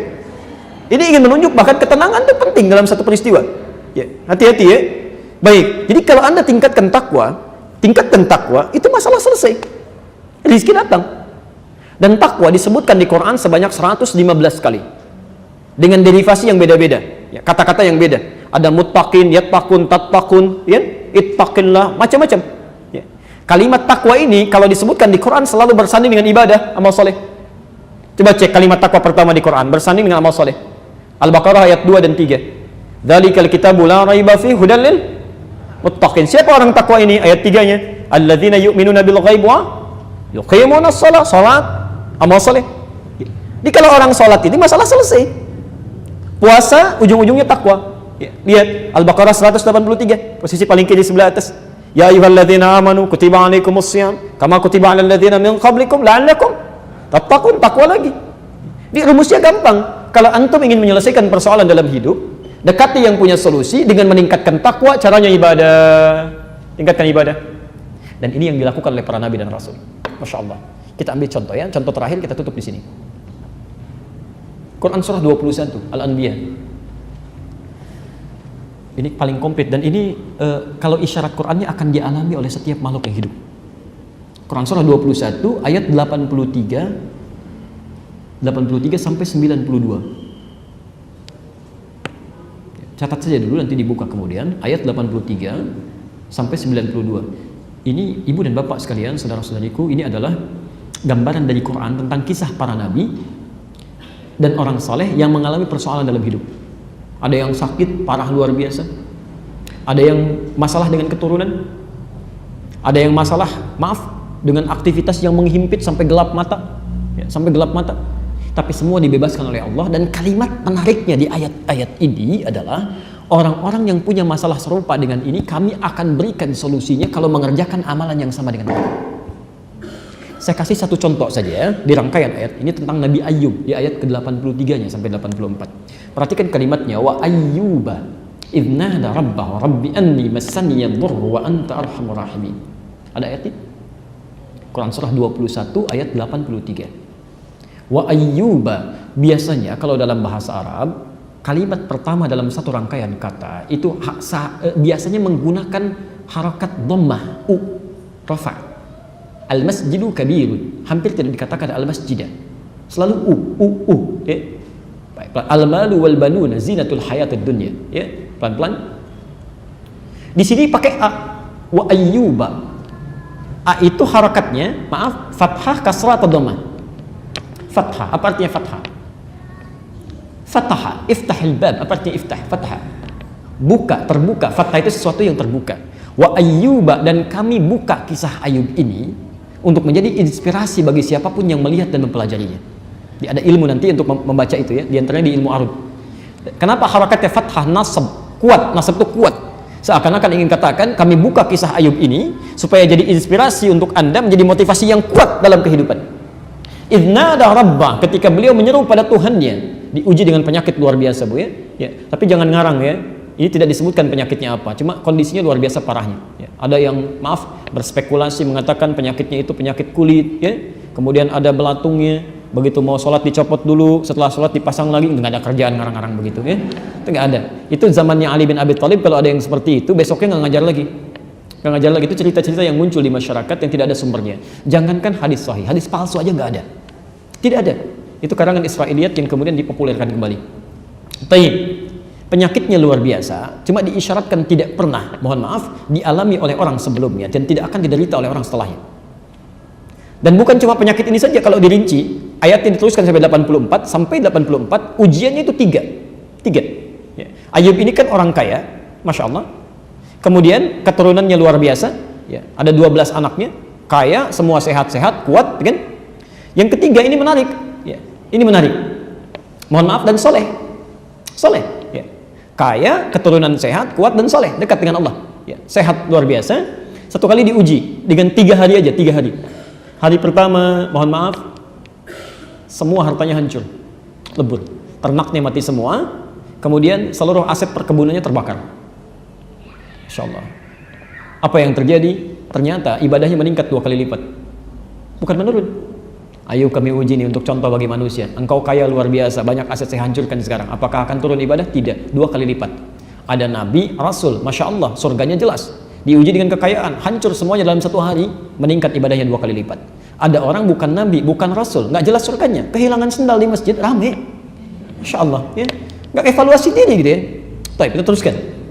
Hari kedua, barangkali keturunannya masih ada, diwafatkan oleh Allah. 12 anaknya wafat sekaligus. Bukan 1-2, 12 anaknya. Seorang kehilangan 1 anak, dipanggil oleh Allah. Bukan kehilangan sebetulnya, bukan kehilangan. Allah ambil, tugasnya selesai. Cuma tinggal yang belum selesai adalah tanggung jawabnya di akhirat, akan ditanya. Maka yang sering berharap punya keturunan setelah dikasih, hati-hati itu titipan, Anda akan ditanya. Mungkin tugas Anda tidak harus sampai dewasa. Masya Allah, ada yang tugasnya baru berapa bulan, ada yang tugasnya baru dilahirkan, ada yang tugasnya sampai beranjak tumbuh. Hati-hati, itu semua tugas, ya. Dan akan ditanya di akhirat nanti. Ini 12 anak yang diwafatkan oleh Allah, dipanggil segera. Meningkat lagi 2 kali lipat. Barangkali masih sehat, diuji dengan penyakit yang tidak dialami orang sebelumnya, tidak akan pernah tidak akan pernah dirasakan oleh orang setelahnya. Masya Allah. Kurang lebih nikmat dalam dalam masa 20 tahun. Setelah 7 tahun dengan istrinya bersabar dengan itu, istrinya mengatakan begini, Bu, istrinya, kalau dalam bahasa kita, papa kan Nabi, Rasul, bisa mengangkat tangan dikabulkan doanya. Kurang berapa lama kita menanti, mohonkan kepada Allah supaya disembuhkan. Disembuhkan gak minta banyak, asal sembuh aja. Lihat jawaban Ayub. Bertanya pada istrinya, berapa lama kita senang? Kata istrinya, kurang lebih 20 tahun. Berapa lama kita diuji sekarang? Kurang lebih 7 tahun. Perhatikan Pak jawaban Ayub. Nanti saja, kalau masa ujian sama dengan kekayaan itu 20 tahun, sama-sama senangnya, baru saya mohon kepada Allah.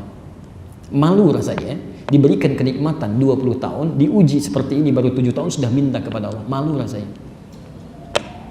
Tapi yang paling menarik, ketika penyakitnya sudah mulai mengganggu beliau untuk ibadah, bukan beraktivitas. Ya. Di saat sakit masih bisa beraktivitas, masih bisa ibadah, nggak pernah mengeluh. Biasa aja nikmati, alhamdulillah, dekati Allah, berdoa dengan baik. Tapi yang paling menarik, ketika penyakit ini sudah mengganggu Ayub untuk ibadah. Sesuatu yang mengganggu dalam bahasa Arab disebut dengan durrun. Jamaknya dorra. Nanti ada godaan-godaan dalam hidup ibu bapak sekalian yang akan mengganggu secara fisik pada kita. Ya. Di antaranya Al-Baqarah Quran surah 2 ayat 214, posisi paling kanan sebelah bawah. Ya. Am hasibtum an tadkhulul jannata wa lamma ya'tikum mathalul ladzina khalau min qablikum masathumul ba'sa wad-dharra. Ada penyakit yang mengganggu, ya. Ada godaan secara fisik, ya. Kalau Ayub kena penyakit fisik luar biasa, barangkali kita kasih hujan, ya, mulai kena fisik macam-macam. Nah, ini penyakitnya sudah mengganggu kepada ibadah, sulit untuk ibadah, ya. Kalau kita mau sholat susah gitu ya, baru berdoa. Masya Allah. Apa doanya? Perhatikan doanya. Rabbi anni massaniya dhurru wa anta arhamar rahimin. Perhatikan kalimat doanya. Ya Allah, penyakit ini sudah mengganggu saya untuk bisa mantap menunaikan ibadah kepadamu. Ya Allah, penyakit ini sudah mulai mengganggu saya dalam ibadah nih, sudah gak nyaman lagi ibadah. Sedangkan kau yang paling sayang kepada saya. Ya. Kalau dalam bahasa bebas, kalau yang paling sayang saja tidak mengabulkan doa saya, lantas kepada siapa lagi saya mesti minta? Allahu Akbar. Ketika kalimat yang disampaikan oleh Nabi Ayub melekatkan kata ibadah, langsung turun jawabannya di ayat 84-nya. Fastajabna. Ya, menggunakan fa, Pak. Saya pernah terangkan dulu ya, masih ingat? Ada menggunakan huruf waw, ada menggunakan thumma, ada menggunakan fa. Itu beda. Kalau pakai waw itu ada jeda sedikit. Kalau bahasa Qur'annya wastajabna, artinya Ayub selesai berdoa nunggu 5 menit jawaban turun. Kalau pakai thumma, berdoa saat itu barangkali besok baru terjawab. Tapi kalau menggunakan fa, itu artinya tidak ada jeda. Selesai berdoa, seketika jawaban turun. Fastajabna lahu fakashafna ma bihi min dhurrin. Kami langsung jawab doanya, kami sembuhkan dia. Bukan cuma disembuhkan saja. Masya Allah, ternyata Masya Allah setelah sembuh ini, apa yang terjadi? Tadi kan anaknya berapa? 12 kan? Setelah sembuh, kemudian istrinya mengandung lagi. Setiap kali mengandung, kembar, sampai mengandung 12 kali, lahir 24 anak. Wa atainahum mithlahum wa ma'ahum. Ya. Kami berikan kembali keluarganya yang hilang kemarin. Wa mithlahum ma'ahum, dan semisal mereka sama persis jumlahnya. Ya, yang semula merasa kehilangan 12 anak dikembalikan 24 anak. Ya, kebiasaan orang-orang pada saat itu, karena Ayub ini orangnya baik, dekat dengan sekitaran, begitu mendengar sembuh, ini kebiasaan mereka mengunjungi. Kalau dalam berkunjung itu bawa sesuatu. Maka Masya Allah sekampung kunjungi Ayub. Begitu datang kasih ini. Begitu selesai ternyata kekayaannya meningkat 2 kali lipat dari sebelumnya. Anda bisa bayangkan. Tapi yang paling menarik, di ujung ayatnya ditutup, demikian pula kami akan berikan pada orang-orang beriman. Yang punya masalah serupa dengan Ayub akan diberikan hal yang sama. Kalau dia melakukan amalan-amalan yang dilakukan oleh Ayub. Di antaranya apa? Para nabi itu meningkatkan ibadah. Ini. Bahkan dalam sakitnya pun yang diingat ibadah. Jadi kalau antum sedang punya masalah, dahulukan kepentingan ibadah dulu. Ibadah, itu yang susah cari pekerjaan. Apa motifnya? Jangan-jangan cari kerja untuk dunia aja, itu lama jawabannya. Lama. Hadirkan untuk ibadah, minta untuk ibadah. Ya Allah, mohon tunjukkan pada saya misal saja. Antum pengen 1 miliar, misal minta ya, banyak banget kan, ada kepentingan tertentu. Hadirkan dulu kepentingan ibadah, baru yang lain ikut. Ya Allah, hamba sudah berusaha ya Allah, beribadah sholat sedapat yang hamba minta. Cuma sampai sekarang belum bisa zakat ya Allah, yang sekiranya bisa memberikan bantuan kepada banyak orang. Hamba tidak minta banyak, mohon ya Allah beri kesempatan berzakat dengan 25 juta saja. Supaya ada kebaikan untuk orang banyak. Zakat itu berapa persen? 2,5%. Kalau minta zakat 25 juta, artinya minta berapa? Masya Allah. Coba cek ya, jangan-jangan yang sakit minta sembuh karena pengen sembuhnya aja, ibadahnya nggak ada. Kamu ini dikasih sehat, sholat enggak, dikasih sakit nggak, zikir juga, sekarang pengen sembuh lagi. Kapan kamu mau ibadahnya? Sehat nggak ibadah, sakit nggak ibadah, sudah sakit pengen minta sehat lagi. Kapan mau ibadahnya? Ya. Saya pernah punya kejadian menarik dulu. Alhamdulillah saya dititipkan sakit dulu, ya. Dan komplit tipes, ketemu temannya DB, dirawat di rumah sakit. Datang ke situ, masya Allah. Jadi ketika dirawat, disediakan dokter, masya Allah katanya yang paling baik di situ. Itu 4 kali visit datang, kurang lebih. Kunjungan pertama disebut adek saya. Apa yang dirasakan deh katanya. Kunjungan kedua, mas, gimana mas? Katanya. Kunjungan ketiga, karena anak kami juga sama-sama dirawat, ikut sama dia, dan di satu ruangan kan, berubah jadi bapak. Bagaimana pak? Jadi 3 kali bapak tuh. Yang ketiga ini saya masih ingat betul. Kalimat dokter ini mengatakan, Pak, sudah ada rumus dalam dunia ilmiah. Sudah ada rumus. Bapak ini tidak akan pernah naik darahnya, kecuali nanti di hari kesekian. Hari kesekian. Jadi semuanya rumusnya seperti itu. Mau obat sehebat apapun akan tetap seperti ini. Jadi sabar aja, tunggu, silakan. Kalau manusia sudah mengatakan dengan ilmunya demikian, maka kita bisa berharap kepada yang paling mengetahui untuk menutup dan menghilangkan sifat yang seperti itu, ya, supaya mengatakan bahwa ada yang lebih daripada ini.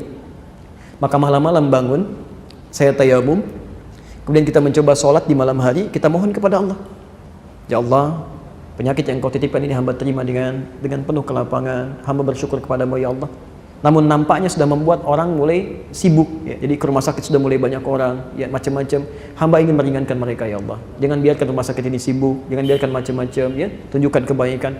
Tiba-tiba besoknya dokter yang biasa visit jam 11 datang jam 7. Ketuk pintu. Assalamualaikum. Begitu masuk, Ustadz, tiba-tiba panggil Ustadz. Ini harusnya gak begini, kenapa kok bisa begini? Kenapa dok? Saya bilang. Ternyata sudah naik nih, sekarang sudah naik. Kayaknya doanya banyak ya kan. Jadi pada pagi itu tiba-tiba semuanya naik, berubah dan sehat lagi. Selesai. Kisah ini menyebar di rumah sakit. Tiba-tiba pasien yang ditangani dokter tadi, ada yang naik ke atas ke tempat kami. Ya, Tad, kami tetangga kan yang di Bekasi, anak saya sakit. Oh, terus kenapa? Dokternya sama dengan Ustadz katanya. Yang itu disuruh minum, tapi obatnya paling bagus gak sembuh-sembuh juga. Menurut Ustadz bagaimana katanya? Saya bilang kenapa datang pada saya? Ini, saya bilang ibadah, minta sama Allah, berdoa. Siapa yang doa? Ya yang sakit, saya bilang. Itu masalahnya, sebab anak saya nggak mau berdoa. Saya bilang silahkan, kalau mau selamanya di sini, minta pada Allah, dimintakan. Dan masya Allah ketika dilakukan berdoa dengan baik, mohon pada Allah antara hubungan dia dengan Allah, dan kita juga berdoa, dia, alhamdulillah, selang berapa waktu kemudian dia sembuh, dia keluar. Yang paling unik, tiba-tiba datang seseorang menjenguk, menyampaikan satu kertas. Apa ini, Ustadz? Ini mohon, ini doa untuk anak saya. Terus kenapa? Ustadz kan sedang sakit. Doa orang sakit kan diijabah lebih cepat 2 kali daripada yang sehat. Mohon doakan deh. Jadi kadang manusia itu ada-ada saja ya dalam kehidupannya. Baik, jelas ya? Jadi poinnya, iyyaka na'budu wa iyyaka nasta'in, memberikan gambaran pada kita semua nikmat, semua titipan Allah gunakan untuk ibadah. Supaya hidup kita nyaman. Ya. Yang kedua, mohon selalu pertolongan Allah untuk menyempurnakan ibadah kita, karena kita bukan makhluk yang sempurna. Yang ketiga, setiap Anda punya kesulitan dalam hidup, maka selalu tingkatkan ibadah untuk memudahkan itu. Saya bacakan hadis terakhir sebelum saya jawab barangkali 1 atau 2 dari sini. Yang tadi dituliskan Abu Dawud nomor hadis 649. Ibu masih ingat? Bapak masih ingat? Bukankah tiap hari 17 kali kita bacakan ini? 17 kali? Kapan kita bacakan? Belum salat. Seharusnya masalah kita selesai. Selesai. Ya. Lihat hadis kuncinya. Saya langsung ke ujungnya saja. Idza qala al-'abdu, kalau seorang hamba berkata dalam salatnya, iyyaka na'budu wa iyyaka nasta'in, ya Allah, untukmu saja kami menjadikan aktivitas kami sebagai ibadah. Wa iyyaka nasta'in, dan sekarang kami punya persoalan, mohon berikan solusi. Perhatikan jawabannya. Qala Allah azza wa jalla, maka Allah menjawab seruannya ini. Jadi ketika Anda membaca Al-Fatihah itu Allah jawab. Hadza baini wa baina 'abdi, ini perjanjian antara aku dengan hambaku. Wa li 'abdi, dan kalau hambaku benar ibadahnya, masa'ala, maka sekarang pun apapun yang dia minta aku akan berikan, apapun yang dia minta aku akan kabulkan. Jadi seharusnya kalau kita bacakan itu selesai tuntas. Makanya dulu ada seseorang yang pernah, mohon maaf ibu dan bapak sekalian, yang pernah berumah tangga puluhan tahun belum mendapati keturunan, lantas suaminya bangun, berdoa dalam berdirinya, bangun dalam sholat, berdoa dalam sholatnya. Masya Allah, ketika dia sholat masih berdiri, turun jawaban, kamu akan punya keturunan. Sampai kaget orang itu. Ya, nanti dirangkum di Quran surah ketiga Ali Imran ayat 38 sampai ayat 39, posisi paling kanan sebelah atas. Dan kita berita baiknya tiap hari ditawarkan. 17 kali kurang apa lagi? Tiap hari itu. Tiap hari dalam salat. Kata Allah, "Hadza baini wa baina 'abdi wa li 'abdi ma sa'al." Ini perjanjianku ini dengan hambaku, kalau benar ibadahnya saya kabulkan apapun yang diminta. Masya Allah. Jadi kalau kita tiap hari salat kemudian kita membaca itu belum ada yang terkabul, maka ada yang belum sempurna salatnya. Harus ada yang diperbaiki, ya, ada yang diperbaiki. Tapi kita cukupkan dulu sampai sini untuk bahasan kita. Mohon izin kalau kita coba bahas jenak, ya. Kita berhenti sampai jam 3. Nanti jam 3 saya mohon izin pamit karena kami harus ke kawasan, ya, ditunggu untuk asar nanti.